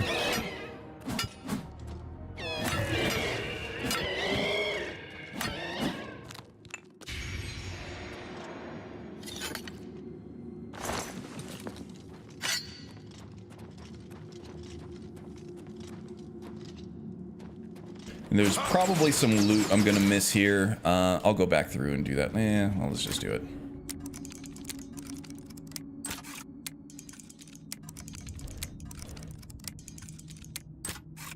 No, I'm definitely not doing this on my speed run. I'll come back to Syncrator off stream and just loot all the chests.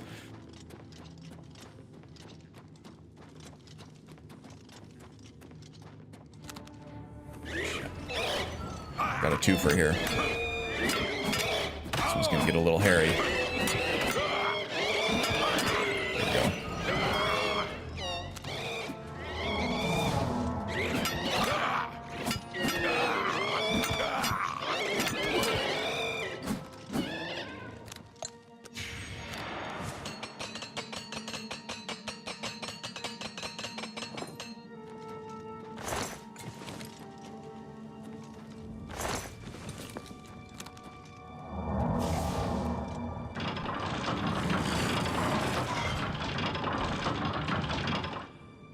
The End King. So which do you prefer, Dungeons in Oblivion or Dungeons in Skyrim? Absolutely Skyrim. Just because Dungeons in Oblivion are so copy-paste. The tile sets are all copy paste. A lot of the layouts are copy paste. You end up redoing a lot of the same dungeons with maybe different enemies in them, but probably not.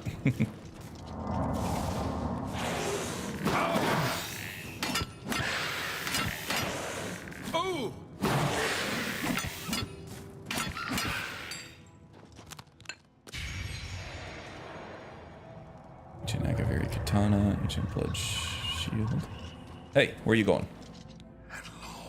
I think I should do a quick save like right before I fight any one of these guys, especially the one that spawns I can finally complete in ghost form.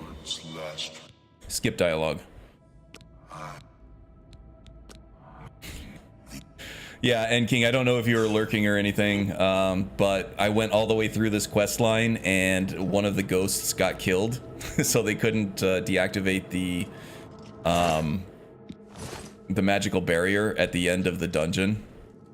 And then I want to keep achievements enabled, so the resurrect command did work, but it broke my save for achievements, so that's kind of why I'm doing the main quest line right now, is because I want the Steam achievements. I'm one of those guys that actually care about that. I don't know why. I shouldn't, but I do. So instead of like just installing a bunch of mods to enable achievements, I'm redoing it, but doing it quickly, because we already went through this whole thing with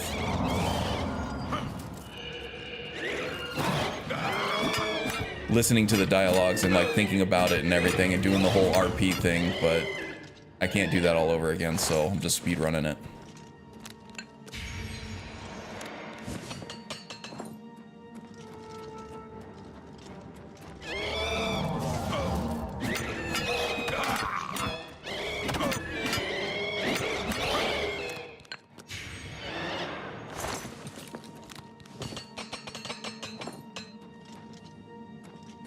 This might actually be kind of fun to watch me just go through this as fast as I am. I've been playing a lot of Doom, the Dark Ages, and that game is really good at getting into a flow state of just, you know, stringing along these kills in certain ways that enable mobility and everything, and you just get completely like engrossed in like the line that you take throughout the level if you're trying to, you know, replay levels that you already beat in order to unlock the weapon progressions and stuff like that. And it's almost like playing a Tony Hawk game with the different lines that you take through the different obstacle courses and doing different tricks from one obstacle to the next. It's really cool.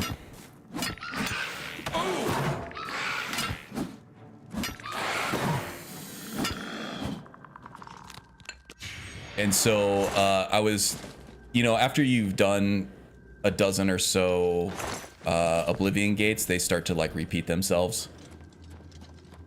So I started like speedrunning those as well. And like the hellscapes of Oblivion reminded me of the hellscapes of Hell in Doom.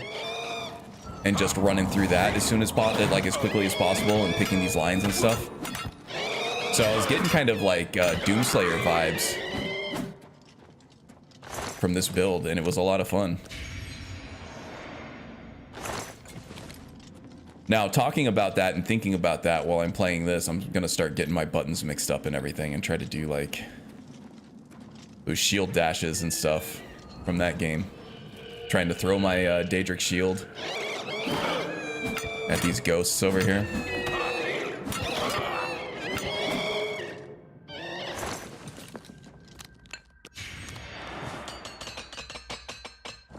Playing death metal, slaying demons in Oblivion. Hell yeah, man.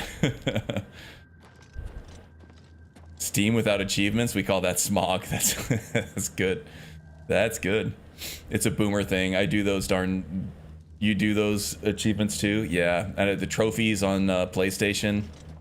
I don't consider a game complete until I've gotten all the achievements on them. And some of those achievements are dumb as hell. They're like either way too hard or way too easy or have nothing to do with how you play the game normally. But I still have to go and collect them all because I'm a degenerate old school gamer like that, and I just have to do it. I remember when games didn't have achievements unless you just like screenshot it, took like a Polaroid picture of your screen if you beat Tetris or something like that, just because none of your friends would believe you if you didn't have proof. But that was it.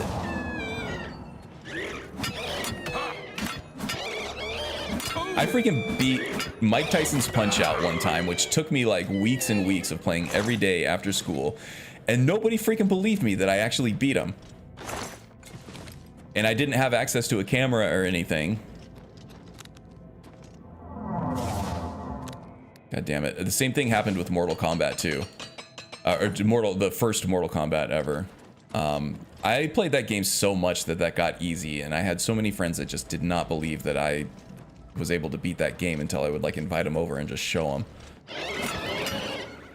There are definitely ways in that if you just play that game straight up and you don't know the exploits of like the AI in order to make it easy, then yeah, it's gonna be next to impossible beating freaking Goro and Shang Tsung in those old school games.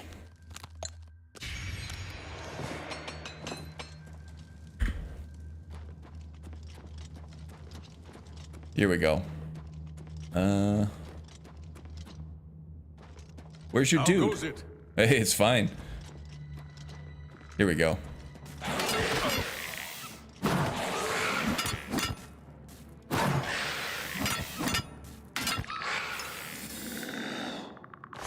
Okay.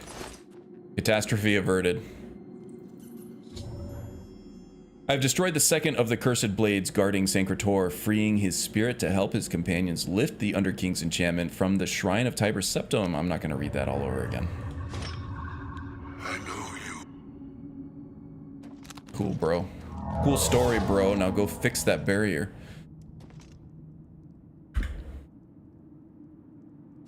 There's a mod for that in Skyrim, shield throwing. That's cool.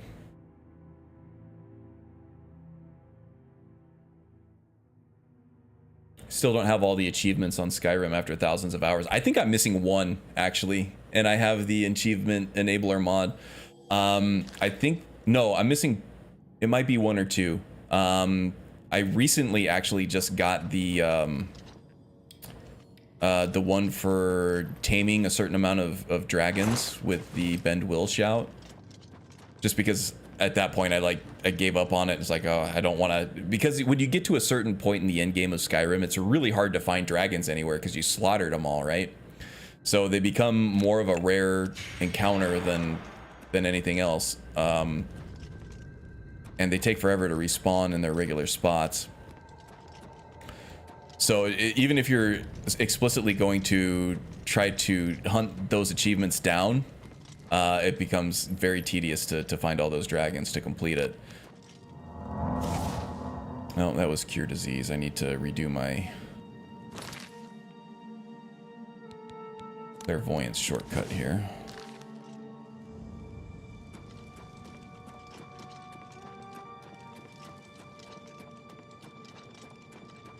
Catch the golden, what was that in the Harry Potter thing? The golden snitch? That's what we're trying to do right now.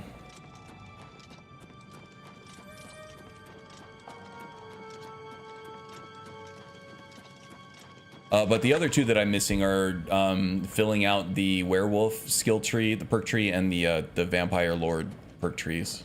Those are the only ones I'm missing. And I haven't used a vanilla vampire lord or werewolf sneak tree in forever, so I've never never been able to get those achievements. And I probably won't until I have to redo my load order completely.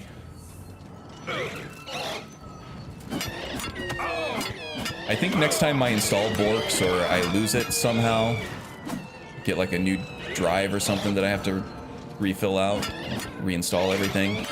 I want to do just a vanilla Skyrim run. Maybe make a little YouTube series out of it or something. Maybe do a vanilla build before I start modding everything up again. And that's when I can get those last two achievements. Oh, 3 of them at once, huh? It's a good thing I was able to keep my charge up on that. Otherwise, that would have been a very, very long fight. With no shield bash, because physical weapons don't work against these guys. An empty, well, I do have some Varla stones and stuff to back me up, and some soul gems as well if I need it, so wouldn't have been a big issue, I guess. And you have to basically play vanilla Skyrim to get all of them. Yeah, most of them you can do with mods if you have the achievement enabler, but yeah, there's some that become very difficult, if not impossible.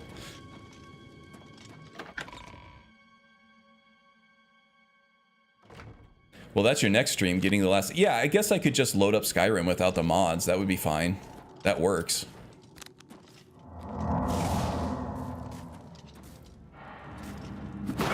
I still need Starfields, but I don't think a lot of people in this chat want to see me do all the Starfield achievements.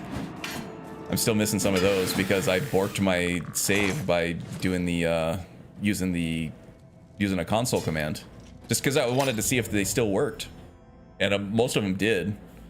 But I guess I reloaded the wrong save or something. It stayed broken for the whole damn thing. So there's a lot of them that I missed that I need to go back and get.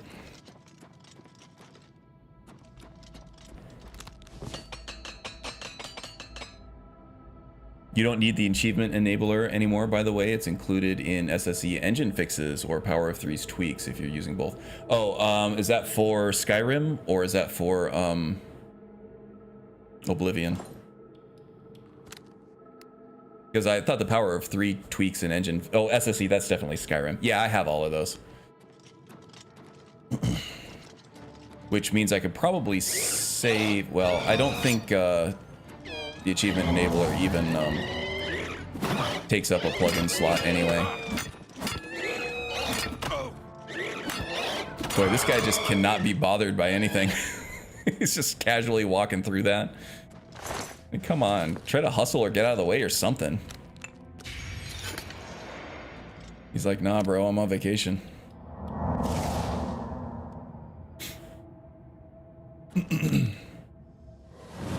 Whoa. Did not expect it to go that way. But alright. Who let the King Ender in here? The King Ender is always welcome. He's dead tired. He sure is. Stone on your left kind of reminds me of the Necron tech. Oh, the yeah, there are a few more of them. That's one of the copy and paste pieces of this dungeon here. I think they're the same as the rune stones out in the world too. Same model they use for that. Where the hell am I going? Oh, faked me out. Catch the snitch.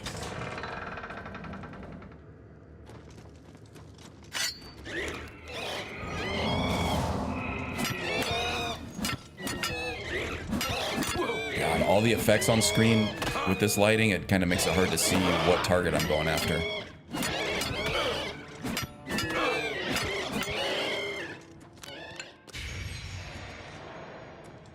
Ectoplasm, please. Thank you.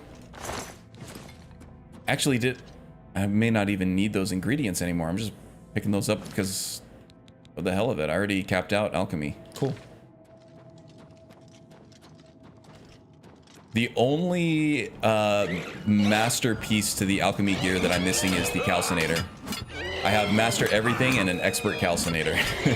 So still on the lookout for a master calcinator. Whoa! Okay.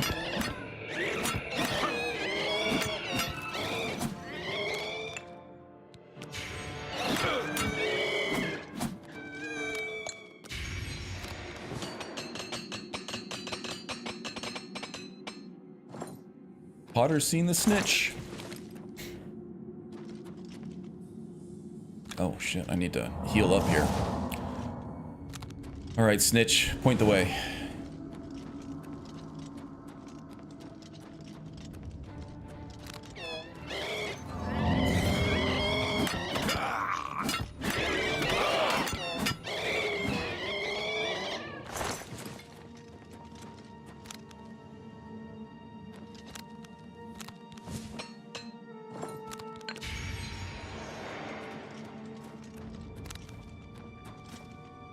Oh, last one. Okay.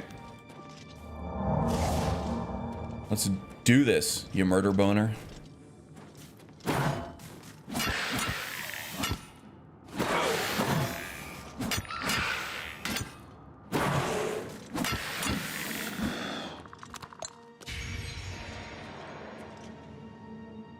Misakshi's Cleaver.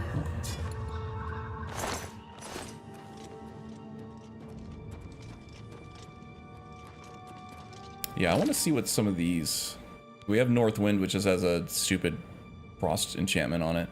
Disintegrate armor is pretty cool for 80 points, but I think you can do better with a custom enchanted piece.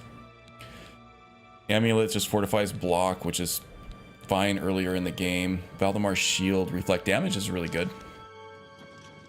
Reflect damage is great, actually. Imagine being an undead blade. This is your reward for serving the Empire and being like super loyal to Talos. Yeah, the Underking really did a number on Tiber Septim.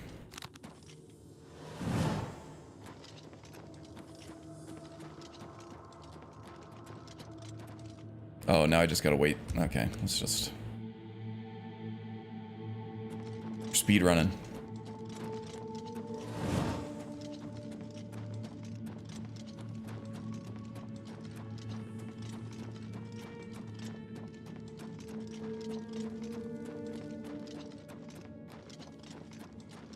It's pretty much your fate for following everyone, really. Yeah, right? It's just a eternity of servitude to whatever chosen entity that you have fallen in with. Yeah, here's another one of those rune stones over here. I don't think they actually do anything. They're just a smaller version of what you see out in the world. It gives you like conjured armor and weapons and stuff. Better compared to being an Astartes in 40k and live for thousands of years. Yeah, maybe. I don't know. Is it though?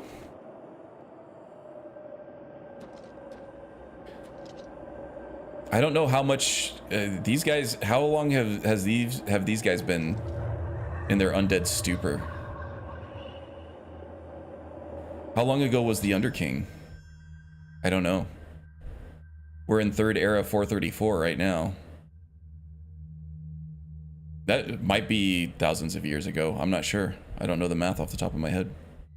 And the only reason they've gotten released from their duties now is because somebody who happened to be strong enough happened to come through.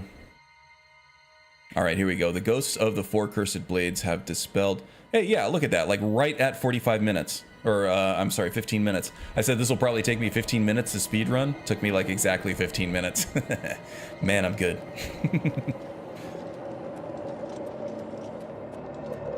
Pat myself on the back for that one. Okay, now we can slow down a little bit. All right, the armor of Tiber Septim.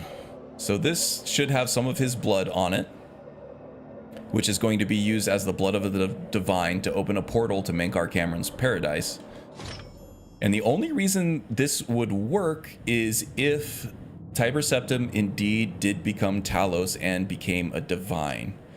If he did not, then this would not work, but we're playing through it right now, and it indeed does work, so the Thalmor were wrong. That was propaganda. The 9 divines are indeed the 9, not the 8.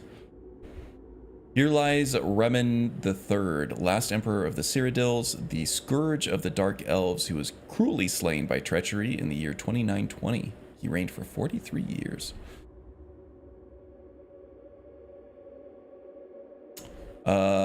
Commander Dante of the Blood Angels is currently one of the oldest firstborn Marines, and they also made him a Primaris. And how old is he? 434? Is that the turning of the age when Talos or Tiber Septim became Talos? 434, yeah. Remember reading that Dreadnought can live hundreds and thousands of years without dying? Yikes. They awaken the Dreadnoughts in a time of great peril or of certain ceremonies. Dante is currently in low 1000s. Okay. He's still kicking. That's a hard life to live for 1,000 years for sure. They do not live good lives. That's why they're weeded out so harshly. Yeah, but this is kind of cool. You can, if you're kind of a lore wonk, you can go through and check out the tombs of all the previous emperors. The armor of Tiber Septim is here, entombed with some of the other emperors throughout the age. It's kind of cool just to see this is where they have ended up. I thought there were more of them too. Yeah, I think there are more in this chamber. The inscription is ineligible. So that was Raymond III in there, or Raymond. Tomb of Raymond II here. Here lies Raymond II of Cyrodiil, crowned Emperor of Tamriel in the year 2812. He fell in battle against the Dark Elves in the 57th year of his age, after a reign of 39 years and 8 months, wanting a day. Yeah, not a very safe line of work being an emperor. And then here's Raymond I. He defeated the Akaviri horde and brought peace to Tamriel in 2762. And these are all post Tiber Septim, because these are all, you know, emperors that took over after Tiber Septim established the empire and then lived out his life as emperor and then died and became Talos, or ascended. Did he actually die an actual death, or did he just ascend to become Talos? I don't know. Raymond was basically the human god replacing Shor in the Pantheon, and was then replaced by Talos pretty much. This is what the Thalmor propaganda is, to remove the reincarnates of Shor. Ew, okay. That's even more dastardly than just denying Tiber Septim godhood. Remember, while you're going through this dungeon, Serana is in a hole in the ground right below, and will be for a long time. Yes, and has been for a long time. Raymond is way before Tiber Septim. Okay, he is. All right. Interesting. I thought Tiber Septim founded the empire. So is Tiber Septim a Nord, a Breton, or an Imperial? I think the correct answer is yes. Yeah, kind of all of them. They're, yeah, Haster saying all of them. Yeah. There are, I don't know. I'm not even sure BGS knows for sure at this point. They retcon so damn much. But there are books. What was it? The Arcturian Heresy, which makes reference to Hjalti Earlybeard, who became Tiber Septim, or who became what was Tiber Septim's name before being Tiber Septim? Well, anyway, he started life as Hjalti Earlybeard, who was a Breton, and came to conquer Skyrim as he started off as like a general who could command the Thu'um, and came to conquer Skyrim, and then all of Nirn, or all of Tamriel after that. Tiber was technically speaking the second emperor. Before him, it was kind of Kulakain, who was ruler. He was a king, right? Yeah, King Kulakain.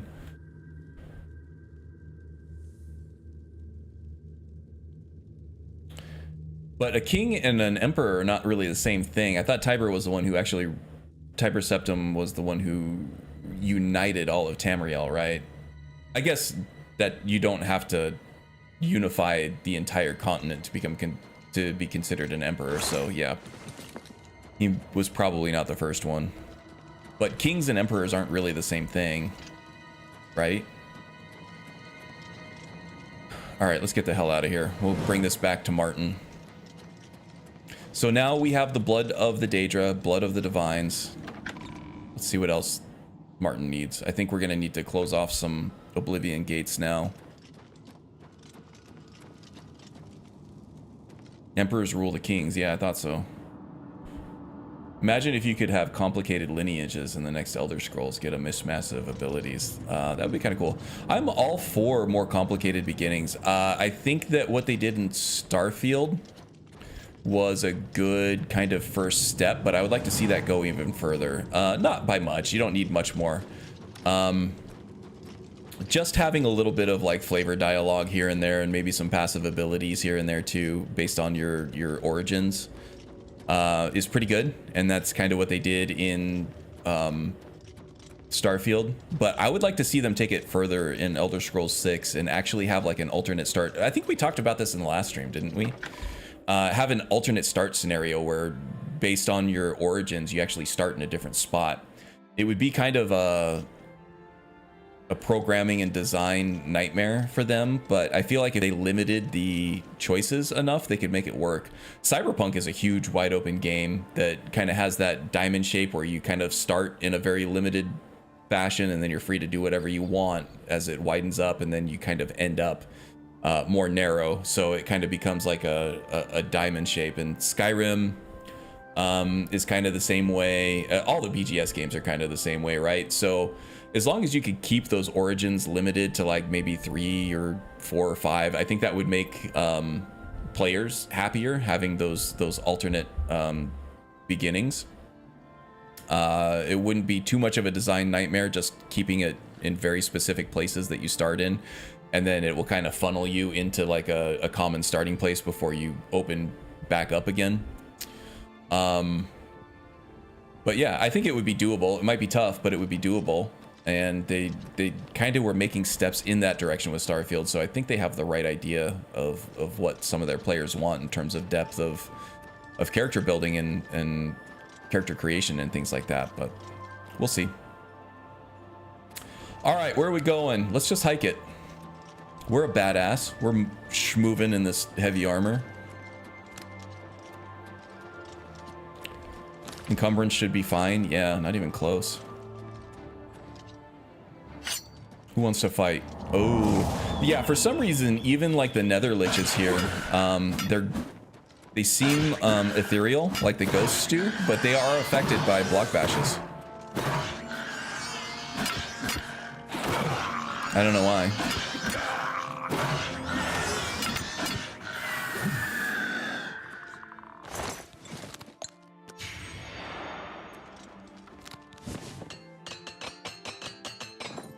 Let's see how the, we gotta try it on, right? Any self-respecting human warrior, if he has the chance to try on Tiber Septim's armor, he's gonna do it, right? Ooh, schnazzy. That looks kind of cool. It doesn't really go with the rest of the getup, but I don't think it's enchanted either. It's actually not even very good, but 125, let's see. 13 versus 22, but we still have enough, enough armor rating in our other pieces to be able to make up for it.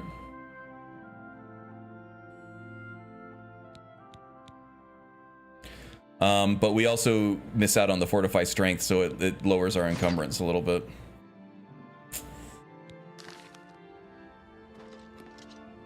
Looks cool. I think you get a pretty similar looking set for beating the game anyway, don't you?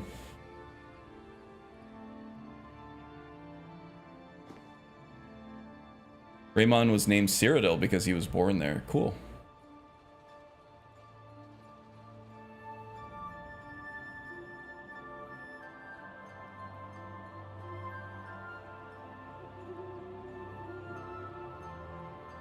You're bashing their energy, yeah. This game is rated M because of the nether lick. Ooh. Gross, but also kind of sexy. Kind of hot. Yeah, the Imperial Dragon set is what you get at the end. Yeah. My last playthrough of this game, like actual playthrough, before I had kind of a false start with my warrior before this, was an Argonian custom class that I used as kind of a light armor, almost like a rogue. Is very close to a rogue, but he wasn't brash and talky like a rogue. He was an Argonian short sword wielder, very agile melee fighter. It worked really well. I don't remember his name of it though, but at the end he was wielding that. He chose the light armor set for that, and yeah, it was fun. It was a cool roleplay playthrough.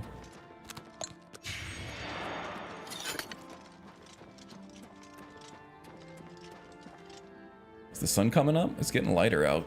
What time is it? 5:38 a.m. Yeah. So the sun comes up in the east, right? Just like Earth. Yeah, you can see it. It's glowing over there. If we can find a vantage point, just watch the sunrise. That'd be cool. Okay, James, take it easy. Rest well, okay? Good seeing you, bud.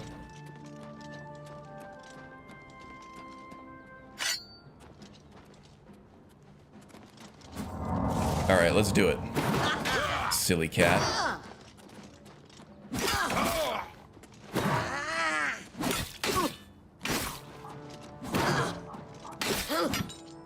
Ah.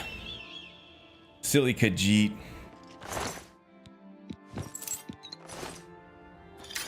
You would think that there would be a better mark, right? If you're a bandit just trying to waylay people on the road, and you see this tank of a Nord coming through in full Daedric gear, shining with magical energy, you wouldn't be trying to take him out, right?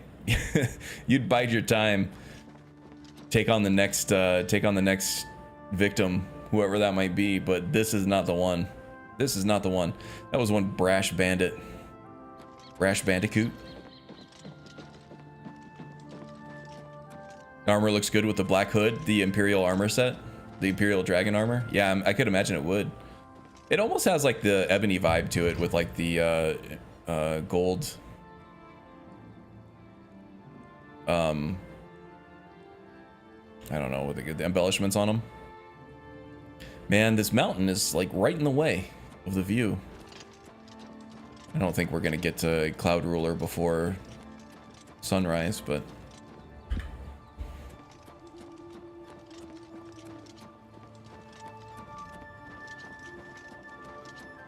Man, now it's starting to feel like we're in Skyrim, huh? I mean, basically we are. It's the same climate, just on the other side of the Gerals.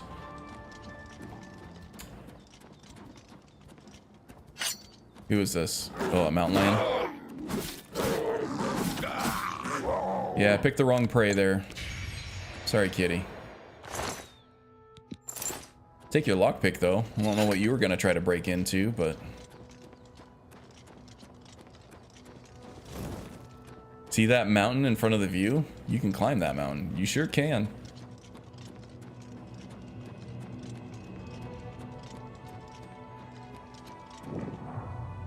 Boreal Stone Cave. Have not found this one yet. Don't know that I really need to. Oh, an ogre. You think you got what it takes, ogre? Let's see.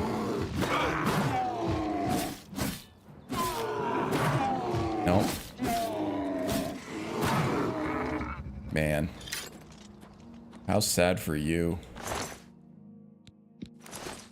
Ogre's teeth do have fortify strength on them, so I'll be taking all of those that I can find.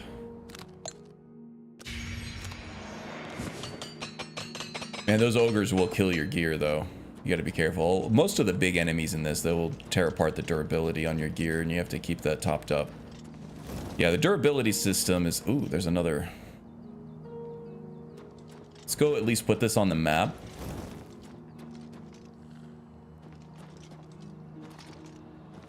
Because I do need one more Transcendent Sigil Stone of Fortify Strength. For my gauntlets. So I was having a hard time with these Storm Atronachs for a while. And the issue is because they reflect physical damage on you. So every time I bash them, I end up taking a lot of damage. And if I hit them with the axe, I take a lot less damage because the axe does a lot less damage than the shield does. Because of how it scales with strength. So, against Storm Atronachs, you kind of just want to get in and use your enchanted weapon as your main form of offense. Because the stacking magicka damage on there isn't going to reflect back at you because it's not physical damage. Whereas the sheer amount of physical damage you do with a block bash in this game, especially if you have a lot of strength, will reflect back on you in some very bad ways. Okay, there was a Daedroth up here. Was he... Where's he going? There he is. Anakin, no, I have the height advantage. He don't care. And we all know what's gonna happen because of it. Oh, another one?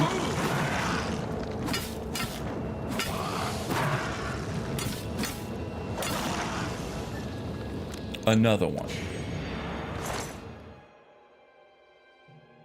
I don't need that. Got anything good for me? No. Okay, I have the Oblivion gate on my map now. I can come back and get it whenever I need to. Do I need any void salts? I took it anyway. No bigs. Hey, Swerve, what's up, buddy? How's your Starfield mod list coming along? You still at 1.0 on that?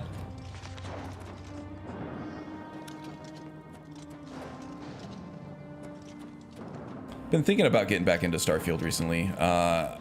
Like I said, I still need all the achievements, or not all of them, but a lot of them. I still have a little bit of exploration left to do in Shattered Space, and I do kind of want to start up a new Cyber Ninja character, do a playthrough of that. So many games, so little time. I need clairvoyance.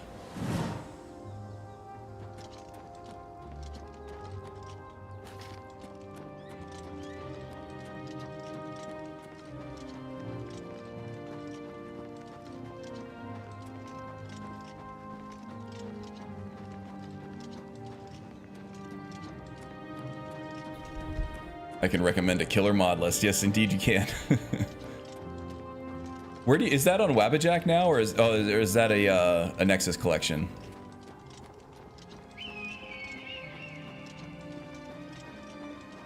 Sandy or Netrunner? Sandy. I was thinking more Ronin, but again, like those origins in those games are cool, and that game is cool, but it's kind of like races in Oblivion and Skyrim. It's like they do make a difference at first, but later on in the game you can kind of just do anything. Oh, Sandevistan. Yeah. Okay. Probably more Sandevistan. Yeah. Good evening, sir. Nexus only currently. Goal for 2.0 will be Wabbajack as well. Awesome. Cool, man. It's a lot of work from what I hear, so that is an accomplishment, getting one of those out. Yeah, so check out Swerve's channel. He's been doing Starfield modding on stream, and he's actually gotten quite a following. He just hit 1,000 subs earlier this week.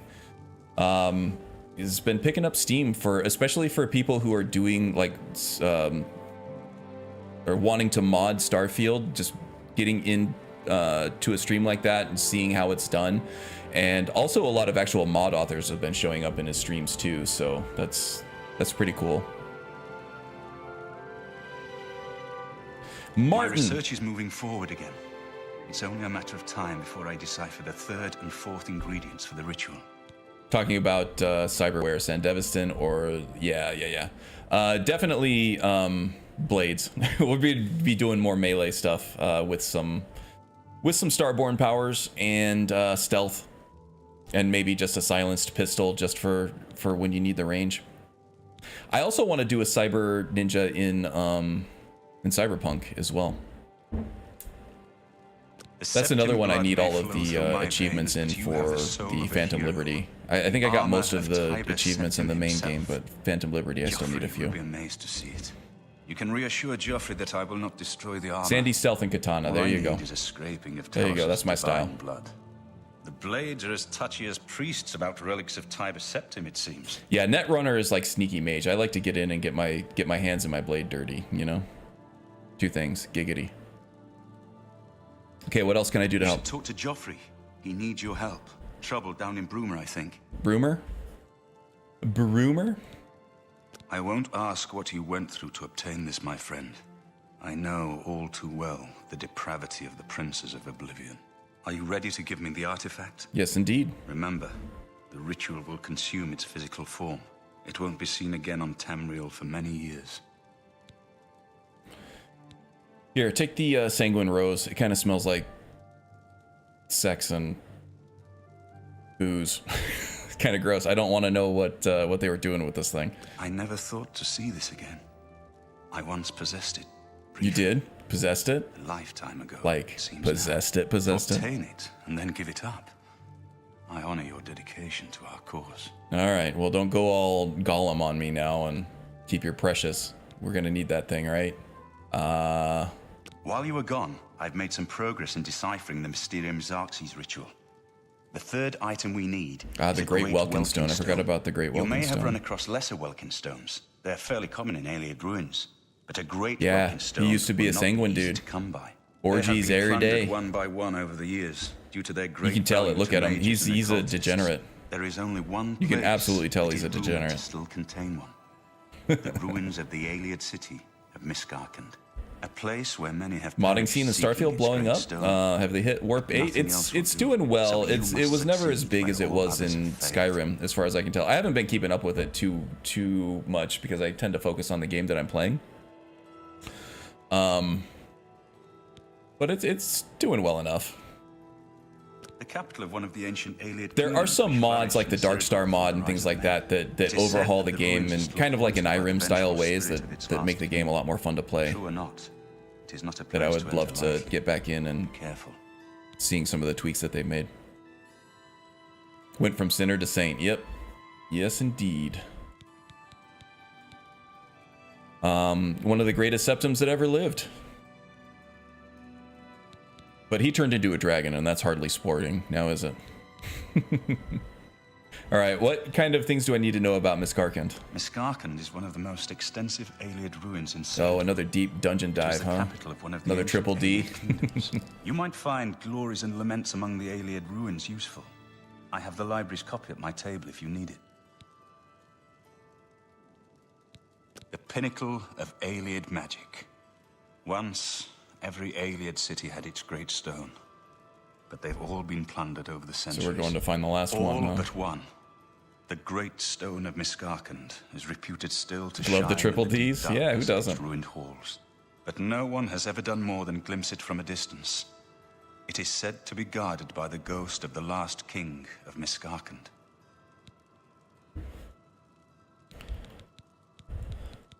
I kind of have to chuckle at myself sometimes thinking about like big time actors, like big name actors like Sean Bean and Patrick Stewart having to like talk this fantasy gibberish, this nerdy fantasy gibberish, and have to take it seriously because it's their job. I wonder if they're like into it or if they kind of just are just face palming on the inside doing all this stuff and doing the whole ogre like nerds thing internally. Be careful, my friend.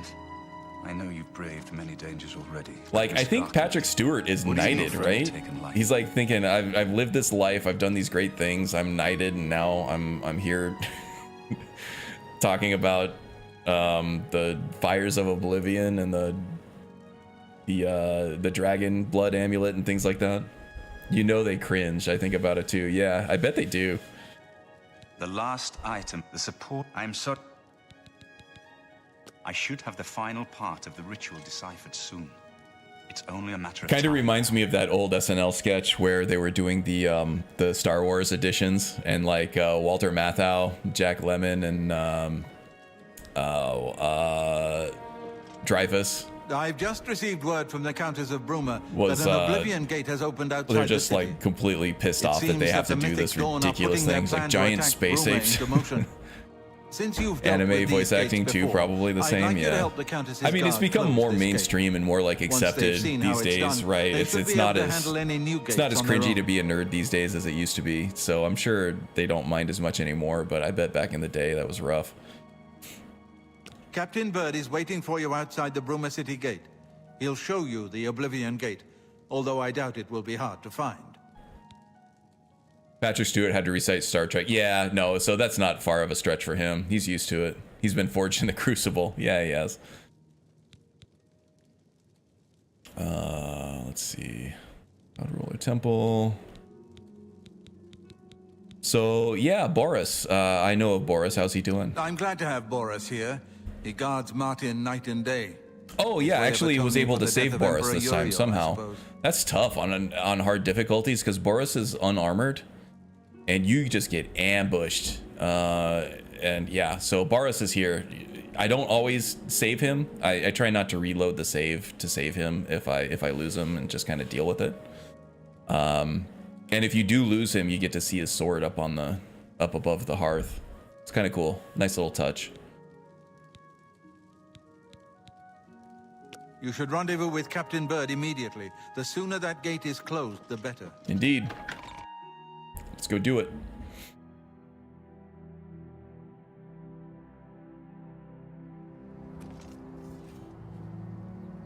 Patrick Stewart is classically trained actor too, probably one of the best in the business. Yeah, with like the whole, he could do like the Shakespeare stage plays and everything. He has done a lot of like that stuff too, from what I remember and what I know. Boris tends to bore us. Yeah, Joffrey just making dad jokes, and everybody in the barracks just like groan. Oh my god, Joffrey's at it again.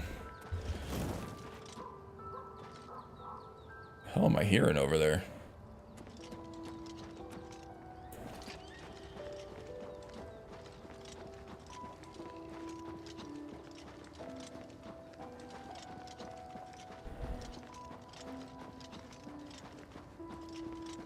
Okay, I got a green arrow, so we don't need to go through Bruma to actually get to where we're going here. We'll just follow the path around the outside.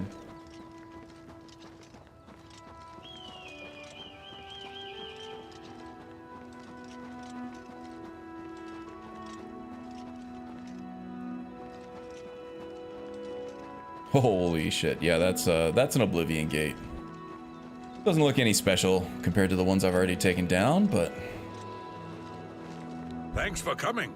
yeah, Since sure. we had the hero of Kavach available, I didn't think it made sense to try this. Oh, on are we our own buffering? the Yeah, first we're getting time. some frame drops. We're ready when you are. Just say the word and we'll follow you into that hell-spawned gate. Not a ton of frame drops, just some. Yeah, so if you're stuttering a little bit, it was just momentary. I think we're okay now.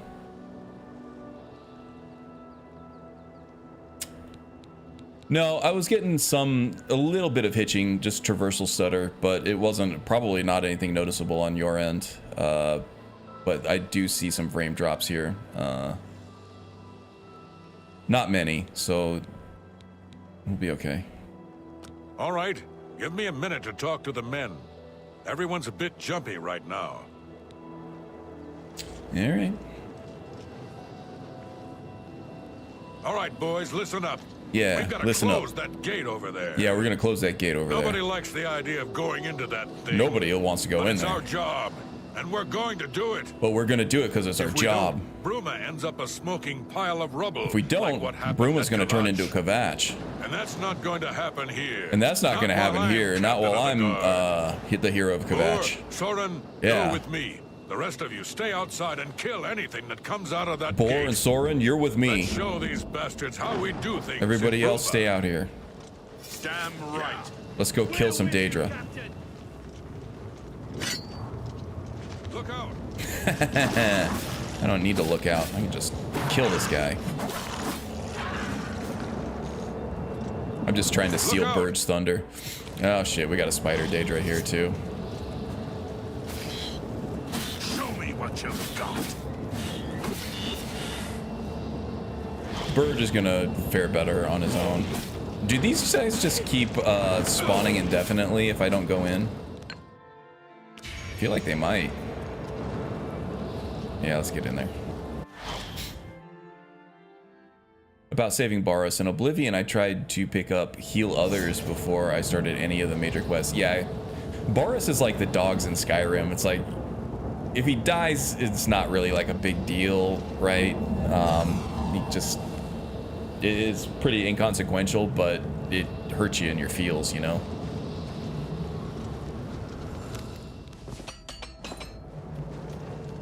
Look out. Hey, boys.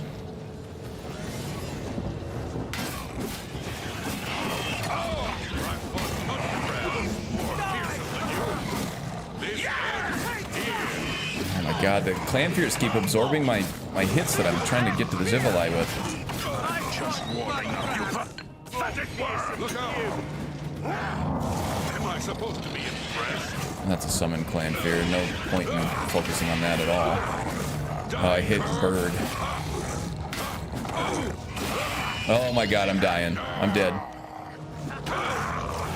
I was not paying attention to my my health at all. Yeah, I am playing on... Oh, jeez. Yeah, these are all broken. Oh my god.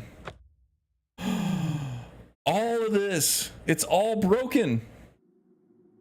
I fucking knew it. I even reloaded that save.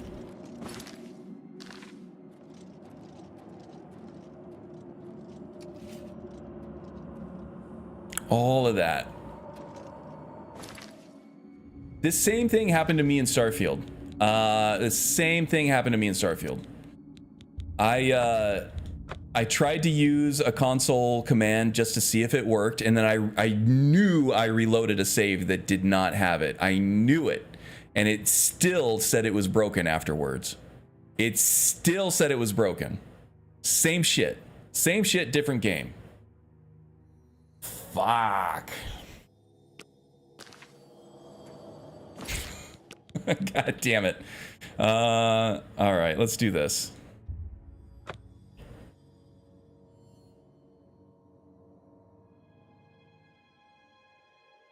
God damn it. I'm so mad. Is this even salvageable at this point? All right, let's do a quick save here. Yeah, it's a heart smasher. Well, at least it was only a couple hours, right? And that was without fast traveling and everything. If the worst thing I have to do is play more Oblivion, then I'm not gonna be too heartbroken about it, but still. Yeah, see? So this one doesn't have it. If I load up this save and I do another save after it, it becomes broken. What if I do this? This was like way before.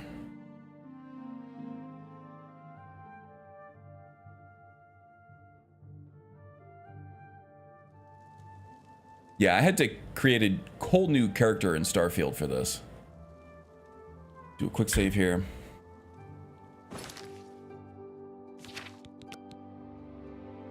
Yeah, this one's broken too.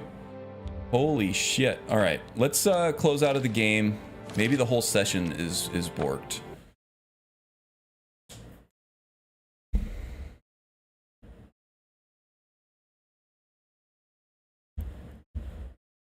Oh, I was watching PC Outcast's monk build.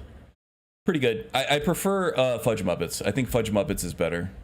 But it was cool to see PC Outcast come back to Elder Scrolls with a build.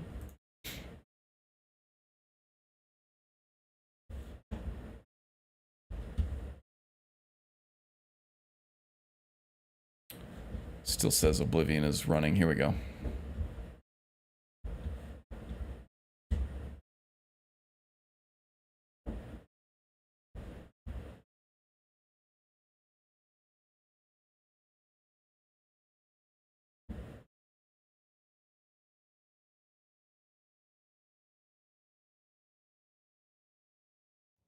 Your head hurts?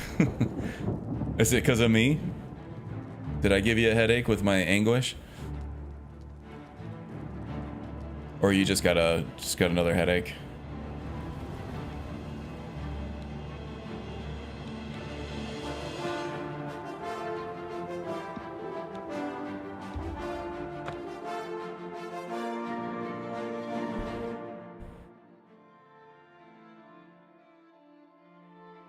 Just a headache? Okay. Well, I feel bad for you, but I won't feel guilty about it.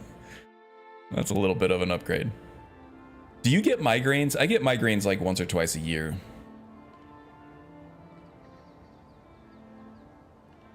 It's rough. It's rough. I can commiserate.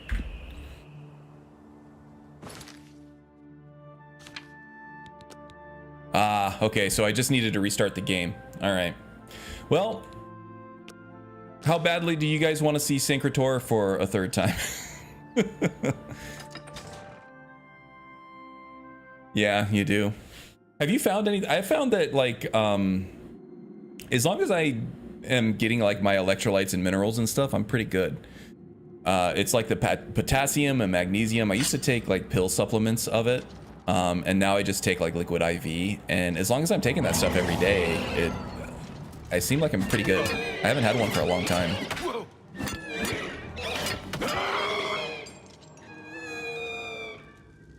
Don't know if you've tried that or if that would even help, but worked okay for me. And then every once in a while I forget to do it, and then months later I'll get a visit from my old migraine friend, you know.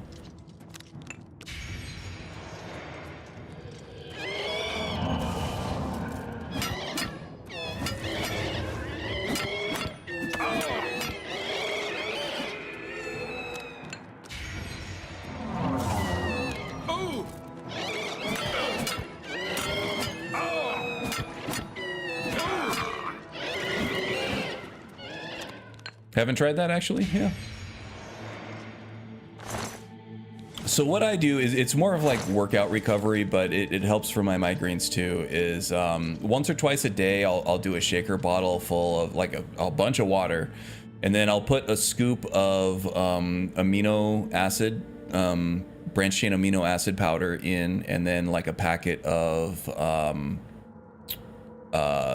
liquid IV, and the liquid IV kind of tastes good. It adds kind of like a salty flavor, and then it cuts really well with the branched chain amino acid supplement that I use, and it helps recover your muscles from a workout and everything, but it also does a really good job of hydrating you.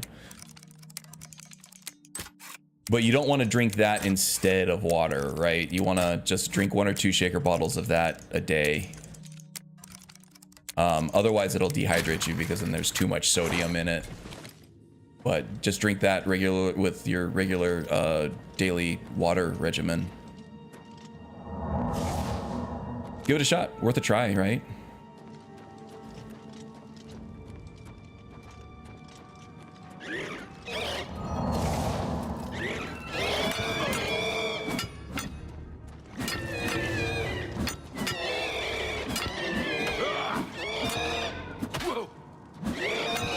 Oh, staying solid on that fatigue bar there. That's awesome. Oh, you have to watch your sodium intake? Yeah, maybe keep an eye on that liquid IV then. But you can get magnesium and potassium supplements otherwise without the sodium. Because I think it's magnesium, sodium, and potassium that are... Those are what electrolytes are, right?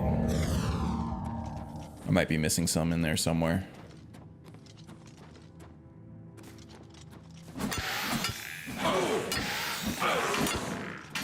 Getting some light anomalies underneath the skeleton there.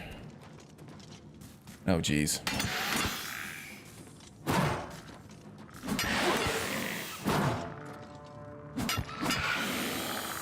He just keeps falling down and playing dead. Get his unique amulet. Hey, brah.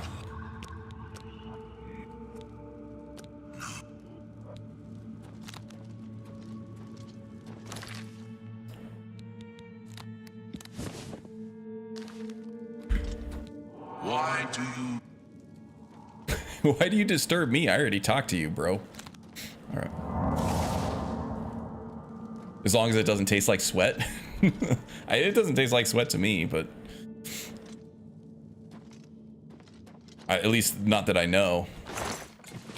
Oh, I guess I know what my own sweat tastes like when you know, sweating from your head. Sometimes it gets in your mouth. It's very salty. No, it's not that salty. The liquid IV is not that salty, in my opinion.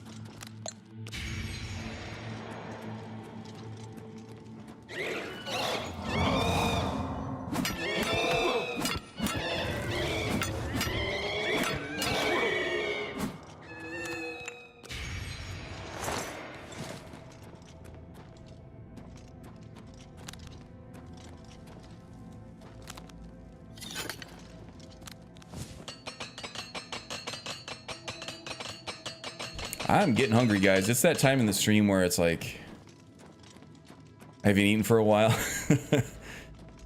It's like I'll eat before the stream, but then the stream goes right through my normal lunch period, so it's like my my whole body chemistry and stuff is used to eating at a certain time, and now I don't have the food. Oh, I've already done this.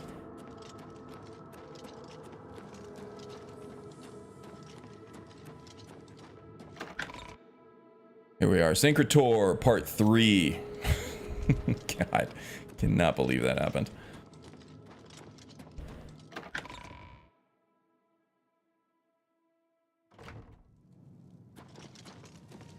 Official, folks. I'm going to be a college student this fall semester. Kind of nervous as I haven't been in a formal academic setting in a long time. All right. Cool, cool. What's your class load like? How many credit hours you taking? Is it full time? That could be a lot of work.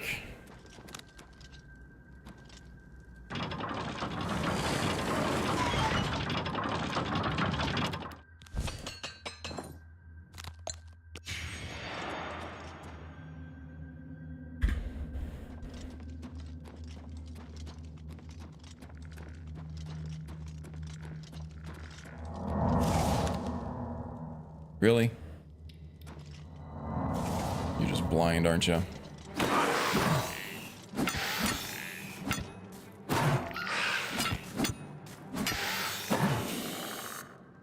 Full-time 3 to 4 classes-ish a day. That will be my primary focus. So yeah, treating it like a job in a sense. Yeah.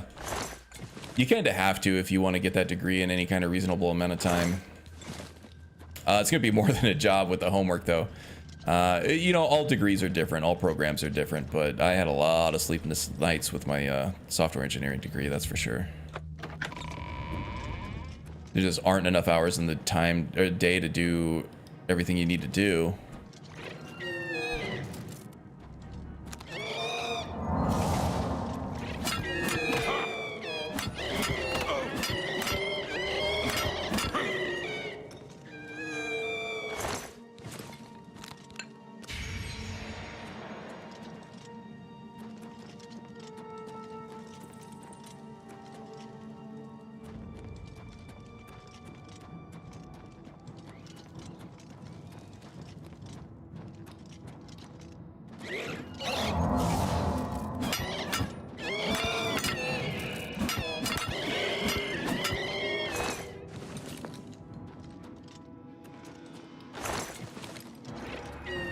Ah!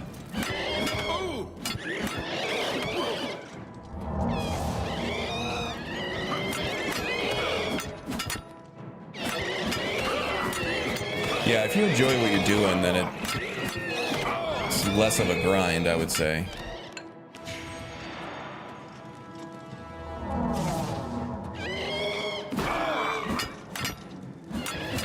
Jesus, these rates can be wily, man. They're just all over the place. Very slippery. Sure, you heathen, smash that like button. There you go. Thank you, Magus.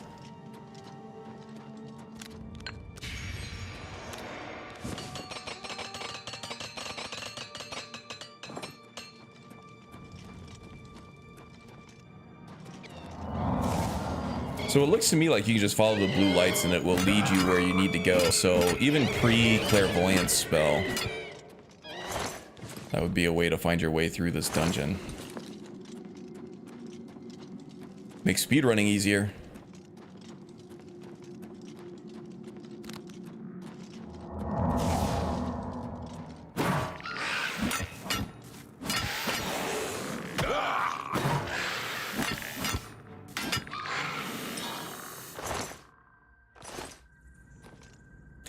Where's this shield? I don't know why it's just because it's got a unique name on it. I feel like I gotta pick it up, even though I don't need it.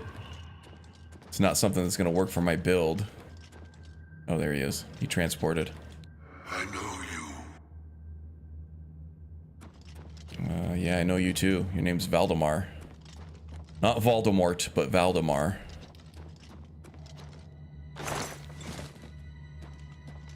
And you have a unique shield. It's kind of lame. Oh, guys, I'm getting sleepy. All right, tell you what, I'm gonna take a super quick break. I am gonna get some caffeine, but then I will, I'll be around to finish this stream off, all right? Give me just a moment, I'll be right back.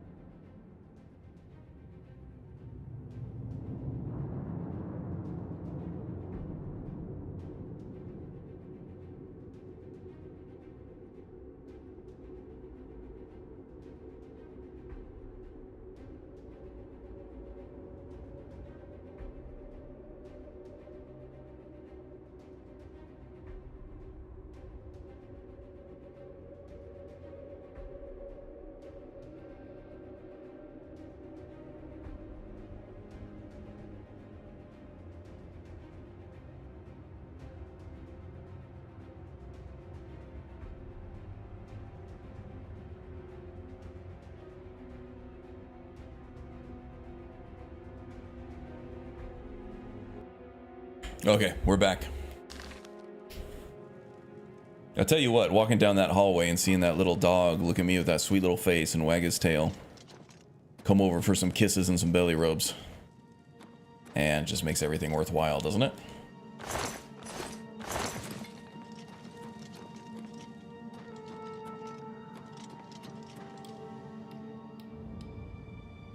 Found the Ring of Eilidon in Skyrim with the Oblivion Artifacts mod and Mehrunes Shrine. Oh, nice.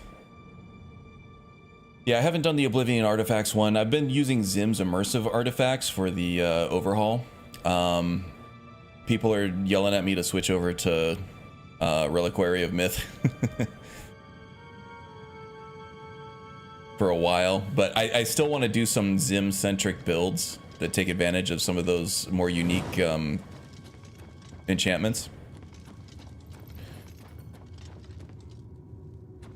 And then when I get everything I want to out of that mod, I'll probably switch over to Reliquary. Oblivion Artifacts, that's an add-on though. That's not like an overhaul, right? You use Zims as well? I like Zims. Some of those artifacts are really, really cool and you can base an entire build off of them. Some of them are like barely better or maybe not even as good as the vanilla one. Like the Mehrunes Razor that just does like disease damage. It's like, okay, I kind of like the random chance to just straight out kill someone better, I think. They do different things. Okay. You can use Zims with Oblivion artifacts together for it. Okay, cool. Yeah, so that's something I could just probably drop in. It probably doesn't need many, if any, patches. And then I just have more artifacts to build a character around. That sounds cool. Yeah, the Ebony Mail. It's a good enchantment, right? But it just doesn't fit the theme very much.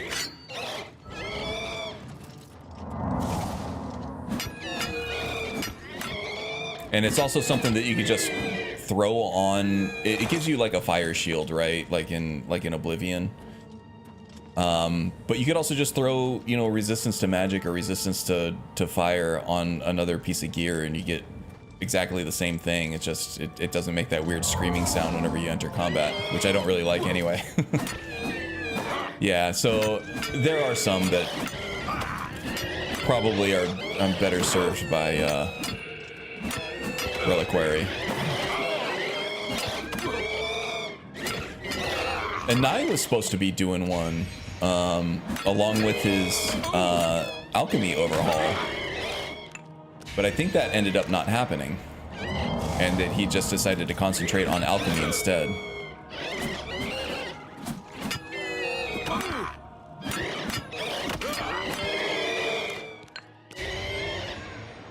Making the Ebony Mail light armor is awesome. Yeah, that's cool.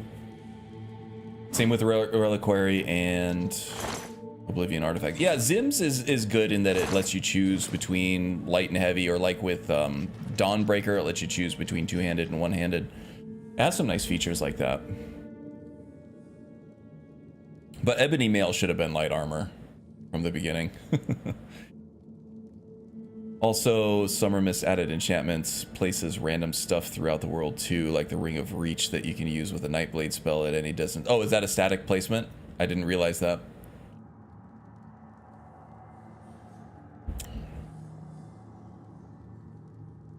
I think we talked about that before. I'm getting deja vu. Deja vu.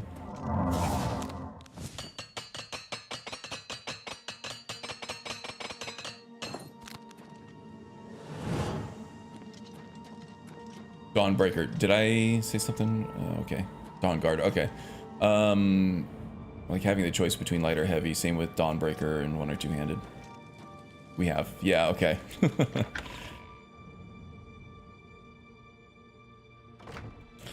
Okay. You said Dawn Guard. Yeah, I saw that in your above. I just start talking and I have no idea what's coming out of my mouth sometimes. I like go into a trance. And it's like the AI is taking over.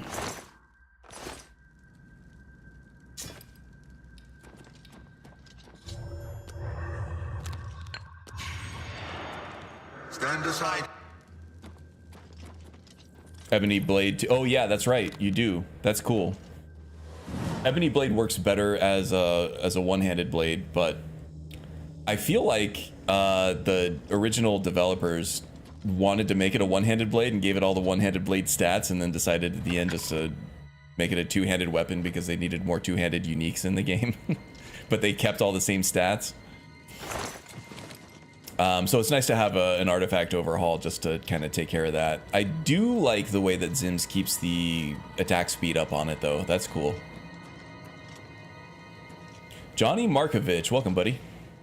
Hope you're doing well. Hope your weekend's getting off to a good start. I lost my clairvoyance trail. Oh, faked me out again. I think it faked me out in the exact same spot last time. It already swings faster than any two-handed sword, so when it procs with Massacre, it's a massacre. Yeah, and it's super freaking cool. I love it. Oops, I picked the wrong spell. I wanted the one that actually restores health at the same time as fatigue. Yeah, that's not doing anything.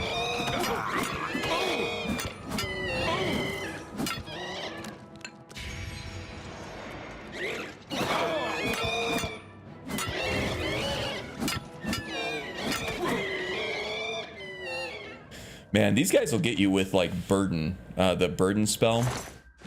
They'll make you over encumbered, which sucks when you don't have super high encumbrance. But when you have high strength scores, you basically you don't have to worry about encumbrance anymore at all. You can just ignore it.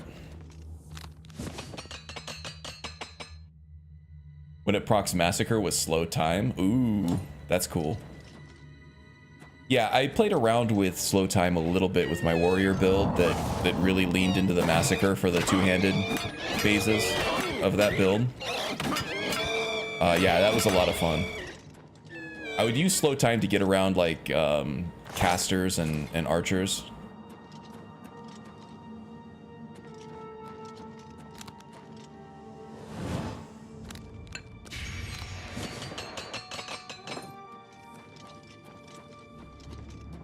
Been a minute since I tuned into the stream, so I figured I'd drop by for a bit. And I made a character in Oblivion Remaster who is a Bosmer agent. Awesome. I think agent will be my next one. We were talking about the Fudge Muppet monk build that just dropped earlier this week, and how cool unarmed with the flowing monk robes looked in gameplay and third-person view. So I might be like tempted to do that instead. I think Magus actually was saying he spun up the same monk build, playing it 10 hours already. Yeah, it's a lot of fun. But I really wanted to do an agent build after this one. I already have a couple Skyrim characters in the pipeline though, so once I'm done with this warrior playthrough, I'm gonna head back to Skyrim for a little while. I want to finish up the thief build. The thief build is almost done. I just got to get through the DLC so that I can respec my perks.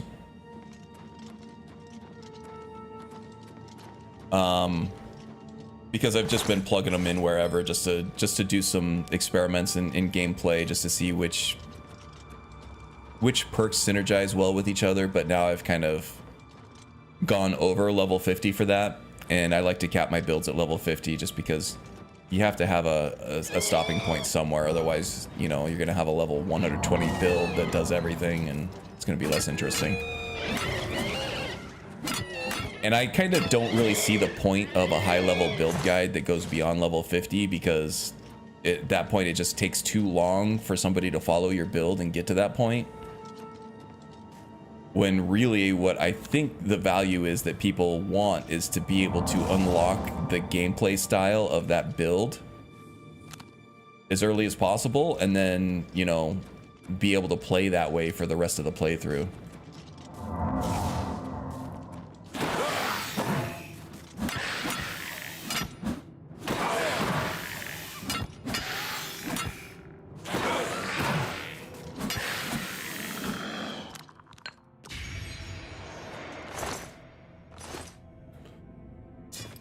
Okay.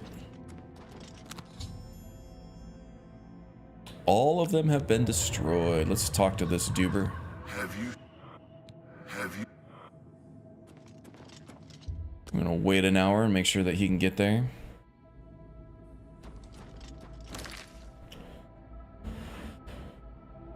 I saw that. It looked cool from the thumbnail, although I haven't watched the vid yet. Gonna watch it later today. Yeah, I was more entertained by that build guide than I have been from one of theirs in a long time.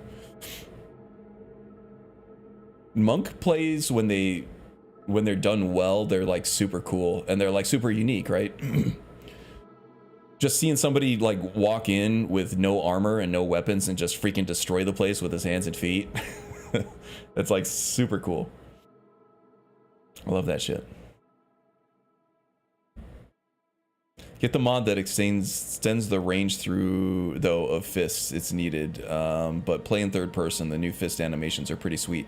Yeah, and the physics on the cloth. You see the robes just spinning around as they're doing like spinning back fists and everything. Man, it's awesome. Extended range on fists. Okay, that's a good one. Good one to know.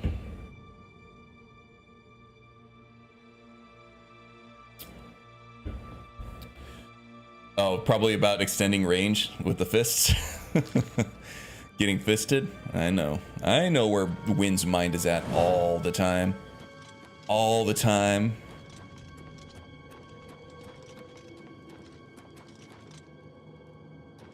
You should see it with the built-in dodge. Yeah.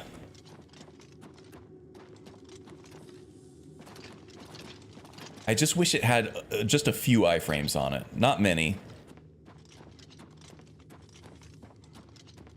Karn knows my brain. Yep.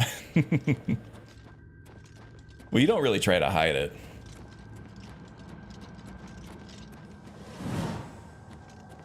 It's the not so secret thoughts of the wind. She means Mr. Fister. It's her neighbor. Yeah, that's it, neighbor. Oh my god, I waited an hour and this is as far as this guy got. Elaine is the annoying slow walker of this old guard of blades here.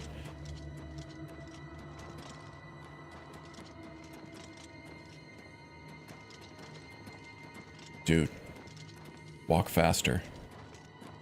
This is why you died, is because you're so slow.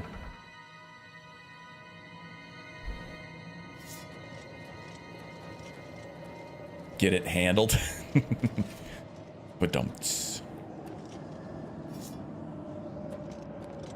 All right.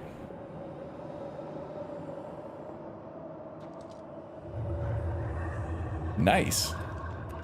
Kind of anticlimactic there, but we'll take it. Wasn't there a robot in New Vegas called Fister or something? I wouldn't be shocked.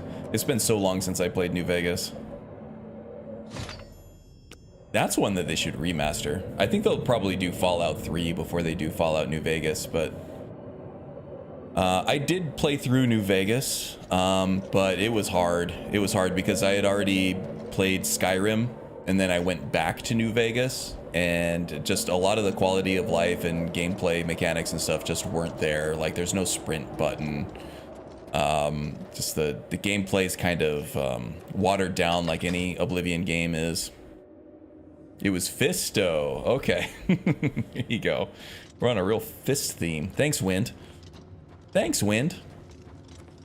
Magus is the one who mentioned fists. Just Wind just took it to the next level.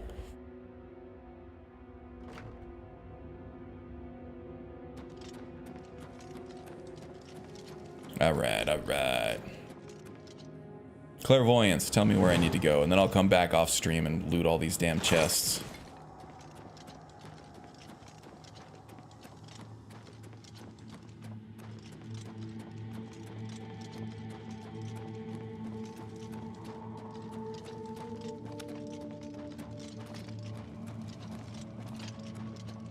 A true badass warrior will jump up the stairs in heavy armor.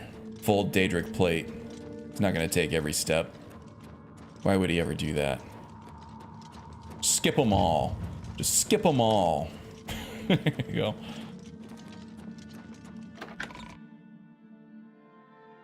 Hero of a Kvatch. Don't care about stairs. No cares about stairs.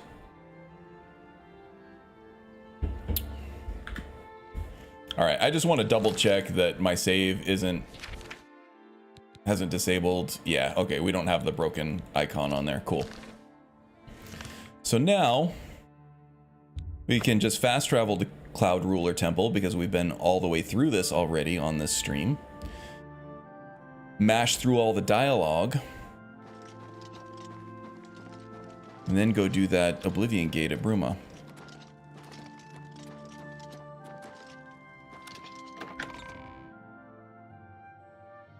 Yeah, but if they remastered Fallout New Vegas the way they remastered this, I would be all about that. Good evening, sir.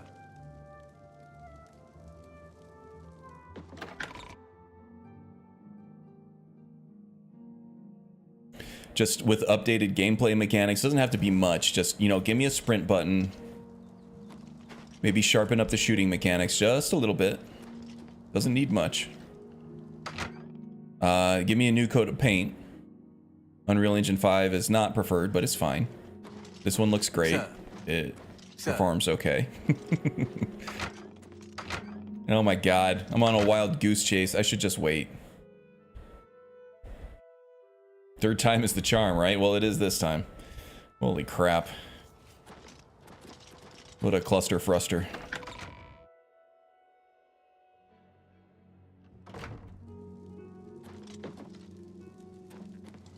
Dude, my research is moving forward again. The Septim blood may flow through my veins, but you have this. You can reassure Joffrey that I will not destroy the armor. The blades are. You should talk to Joffrey. I won't. Are you ready? Yeah, it's the Sanguine Rose, the staff that smells like buttholes in wine. I never thought to see this again. I once put to opt. And then Martin talks about how he used to have orgies all the time. While you were gone, you may have run. There is a place. The capital of one of the ancient alienate. It is. Okay. Be careful, my friend. I know you've braved many dangers already, but Miskarkand is not to be taken lightly. Yeah, whatever. I'm the Doomslayer. I don't need to be worried about Miskarkand. Miskarkand needs to be worried about me. I've just received word from the Countess of Bruma that an Oblivion Gate has opened outside the city. Since once they've seen, Captain Bird is... You should rendezvous with Captain Bird immediately. I should menage a trois with Captain Bird? Oh, rendezvous, not menage a trois. Have you helped Captain Bird and his men? I think all French phrases are the same. Anything I hear in French just automatically gets translated to menage a trois in my head. Wind knows what I'm talking about, right, Wind? Whoa. Okay, we're almost back where we realized that we weren't getting any achievements. We died at the Zivalai trio at the beginning of this Oblivion Gate. Thanks for coming. Since we had the hero of A knowing Kadacha laugh. available, There you go. We're ready. All right. Maybe try to go a little faster with your speech this time, All buddy. right, boys, listen up. We've got to Captain close Bird that is actually gate kind of over a there. badass. He's an asshole. Nobody likes the idea of but going into that thing. at the but it's Great our Oblivion job, Gate that you guys have and to, we're or that going you have do to it. close down along with If all we the don't, guards from Bruma all ends the up a different smoking holds pile that of you can rubble, get favor like for. what happened at Kvatch. And that's not Bird going is to usually happen one of the here. few that Not actually while I'm survives captain the of whole guard. encounter. Boor, He might be Soren, set to like you're protected with or me. essential or The something rest like of you that, stay but outside and kill anything I don't know. that comes He's always out of just that gate. he's the last Let's one show standing these all the bastards time, how and we do things in kind of Bruma. just leaves a lasting impression, So right? far, so good. Wrong button. Look out.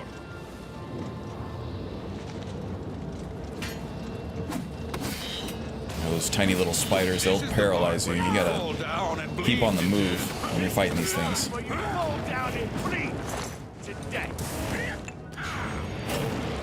Okay, axes only on the Actronach. Yeah, sorry, buddy. Another spider, Daedra. I'm just warming up, you pathetic worm. Okay, let's get in there.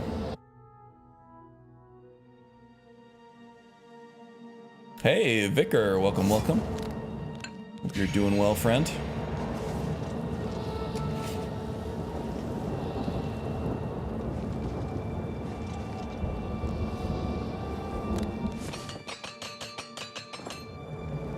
Yeah, you gonna make me lead the charge again?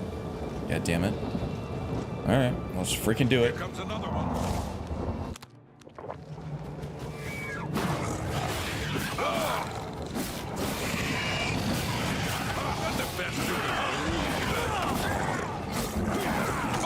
Yeah, the hit detection on this game is wonky, just like it is in Skyrim too, where you have the guy you're trying to hit right in front of you, and sometimes it hits people either to the left or right or behind. Yeah, see, birds, toadies are, oh my god, I'm gonna die again.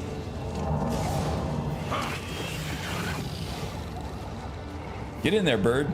Yeah, all the guards are dead. Bird's still alive though.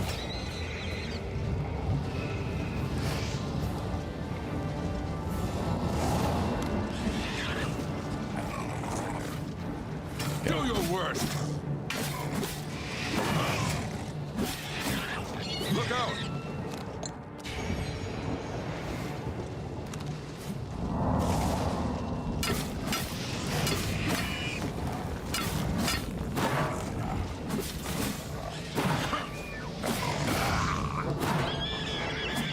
Okay. That went a little better than the last time when I died. And look, we're all caught up. It only took almost 3 hours for me to catch up to where I was halfway through the stream. Oh my god, what a nightmare. Okay.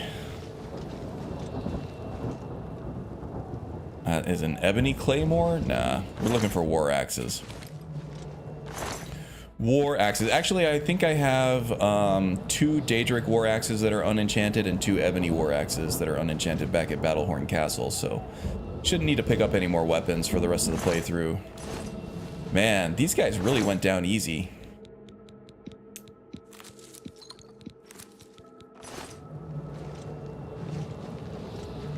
I thought there were 2 guards that came through with it. Oh yeah, there are. Take all of his chemical stuff. And then of course I want to get all the Daedra hearts because those turn into health potions. I think I already got them all though. Oh, missed that one. All right. Quick save.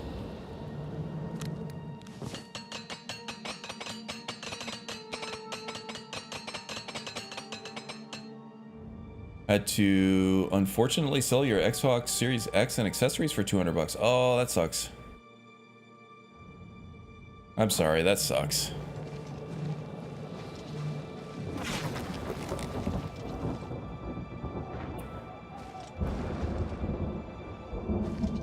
All right, let's get through here.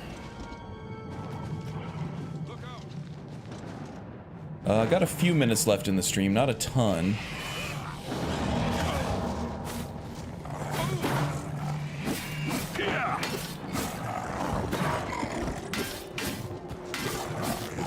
Bird got knocked out. Yeah, he's essential. So maybe he's not that badass.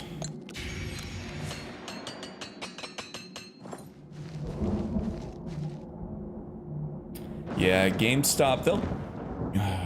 I've gotten money from GameStop before. They'll give you a lot more store credit than they'll give you money, but sometimes they'll just be like straight up, we're not giving out any more money anymore. We'll give you store credit, but no money. Here comes another one.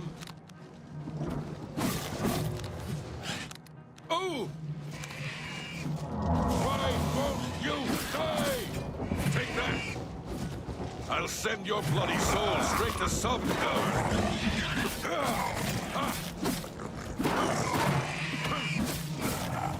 I've actually gotten a lot better returns, cash returns on bookstores, like used bookstores.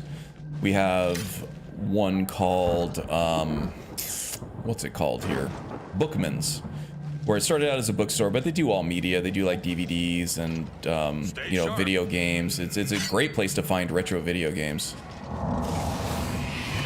We also do Zia, but they don't, Zia Record Exchange, which was a music store that does books, movies, and video games too. But they don't give as much cash as Bookman's does. You can find some good retro games at Zia though as well. Shit, I'm all out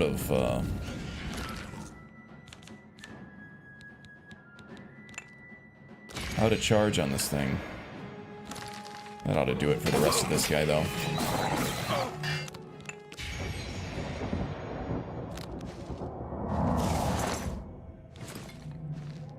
So let me show what spells I'm using here real quick. So I am using 2 self-casted spells where you cast them on yourself. One of them is called Tactical Recovery. It's pretty simple. It just does restore health 16 points for 10 seconds on self. And then restore fatigue at the same time for that 10 seconds. And that just recharges my health and fatigue so I can continue to attack and bash and everything while I'm going. The other one that I have was called, what do I call it? Battle Surge. And that is up here. That it gives me a Fortify Strength for 57 points on self for 30 seconds, and then 10 points of Restore Fatigue for 30 seconds as well. So that on top of the Absorb Fatigue that I get from the Frostbite War Axe here. So this one's doing Soul Trap for a second, Absorb Fatigue for 10 points for 1 second. So I get, every time I whack someone with the axe, I get 10 points of fatigue back. And then of course the stacking frost damage and weakness to frost and weakness to magic with each swipe to get that snowballing, pun intended, effect with the frost damage there. Typically I want to do Battle Surge because that lasts longer and it strengthens up my shield bash, which allows me to do a stun lock with these things. I also get to keep my shield up more readily. And that 30 seconds typically lasts for a whole battle if there's only 1 or 2 sort of low-level enemies that I have to fight. And if it is a prolonged battle, then almost assuredly I will have recharged my magicka enough to be able to cast it again.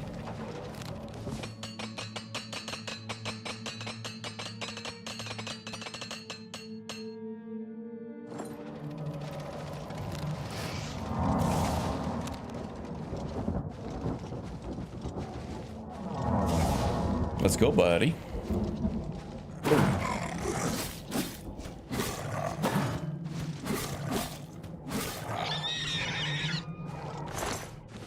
Yeah, it helps when you don't have like a ton of conjured minions absorbing all the strikes that you're trying to focus on the Zivilai, which is what was the problem before. I just wasn't doing enough damage and they were around for too long, causing too much damage to me. I'm gonna go take care of the caster first. Oh my god. The range isn't great on the shield bash is like the one bad thing.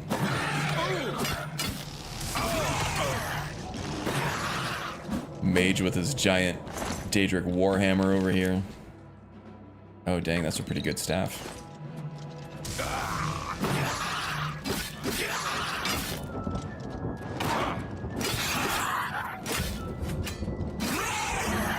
Out of stamina, so he fell over there. Nice. It's like having a built-in paralysis effect. I like it. Reading of willpower, huh? I'll take that and sell it. Oops, didn't mean to do that. Still got decent charge. I'll wait till that's empty to redo it.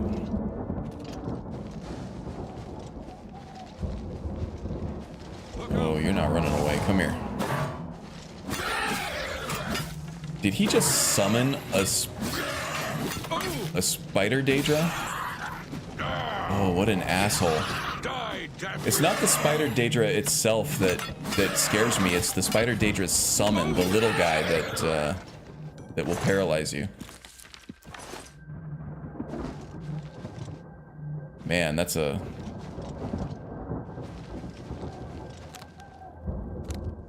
That's a shitty thing that has to deal with early and mid-game. As soon as you get to the point where you're unlocking Spider Daedra, have to deal with that paralysis. It's the worst. There we go. That ought to do it.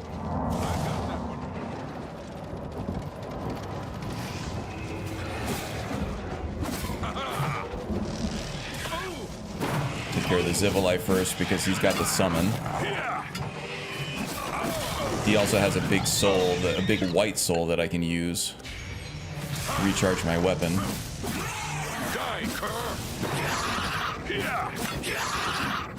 There we go. That worked out well.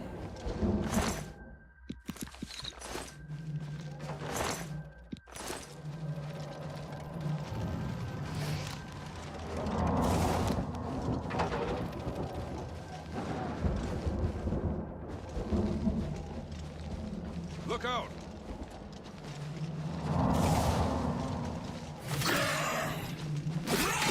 Man, Bird pulls a lot of aggro for an NPC.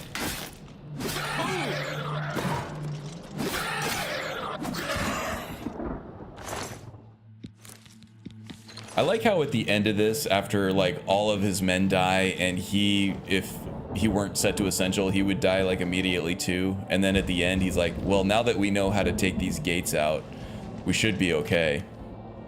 And it's like, really? You literally couldn't have done this without me here.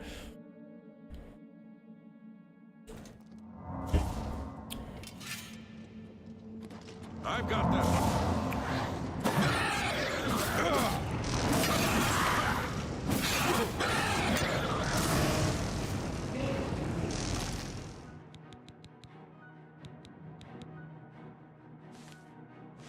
Grand souls, lesser souls, here we go.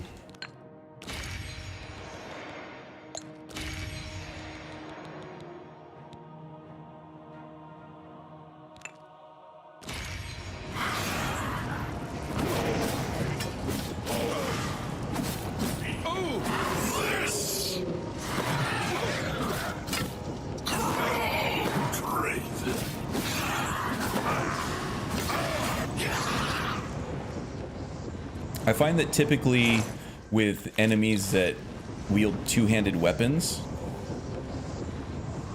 you have enough time after a shield bash to get 3 regular swipes in, and that's pretty good for the stacking enchantment for the elemental damage that we're doing. And then switch back to a block, and then by that time they're either mid-swing that you'll actually block it, or you'll have enough time to actually block them out of their attack. And most enemies in an Oblivion Gate will be wielding two-handed weapons, especially at higher levels. Earlier on, you'll see a lot of maces, but then later on, you'll see a lot of claymores and warhammers.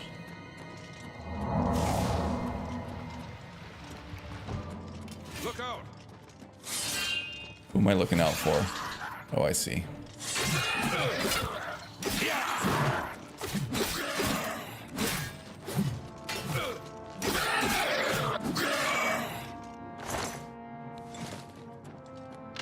Here comes another one. Yeah, we got another one on the way. Ow, that kind of hurt. Oh, it's Zivalai. Okay, so then we can use this guy's soul to recharge our weapon.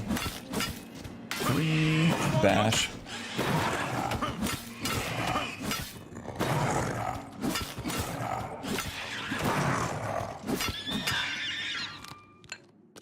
Recharge, repair. Boom, done. I think I might have knocked a bird out there accidentally. It's okay. He's used to it, probably had it coming.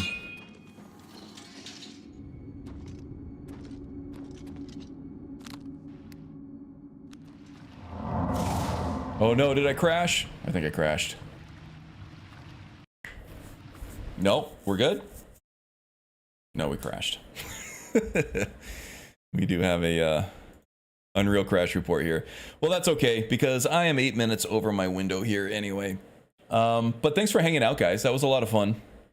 Even if we had to redo Sancretor 3 times. Jesus. My God. Never changed, Bethesda. All right, that's okay. It's just an Oblivion gate like the rest of them. If you've done one, you've kind of done them all, except for the Great Oblivion Gate at the end, which is a little bit different. It has a siege engine and stuff. You get to see what was coming out of the, or how they destroyed Kvatch so quickly with one of those siege engines. They were about to do it with Bruma, which is why they needed all the support. But we might get to that in a subsequent stream here. But yeah, thanks for hanging out. We'll see you again next time. If you do like this and you're happen upon this for the first time or whatever, take a look in the links in the description below. There is a Discord there that you can come hang out and talk with, like-minded people. If you love Skyrim, you love Oblivion, you love BGS games, you love RPGs in general, come hang out. It's a good place to be. And then, yeah. That's it. There's a lot of other creators there too. Twitch streams, YouTube streams, all the good streams. If you liked hanging out with us, you'll find a lot of the usual suspects there as well in their streams. So yeah, I think that's it for me. You guys take care until next time, and see you then. Bye, guys.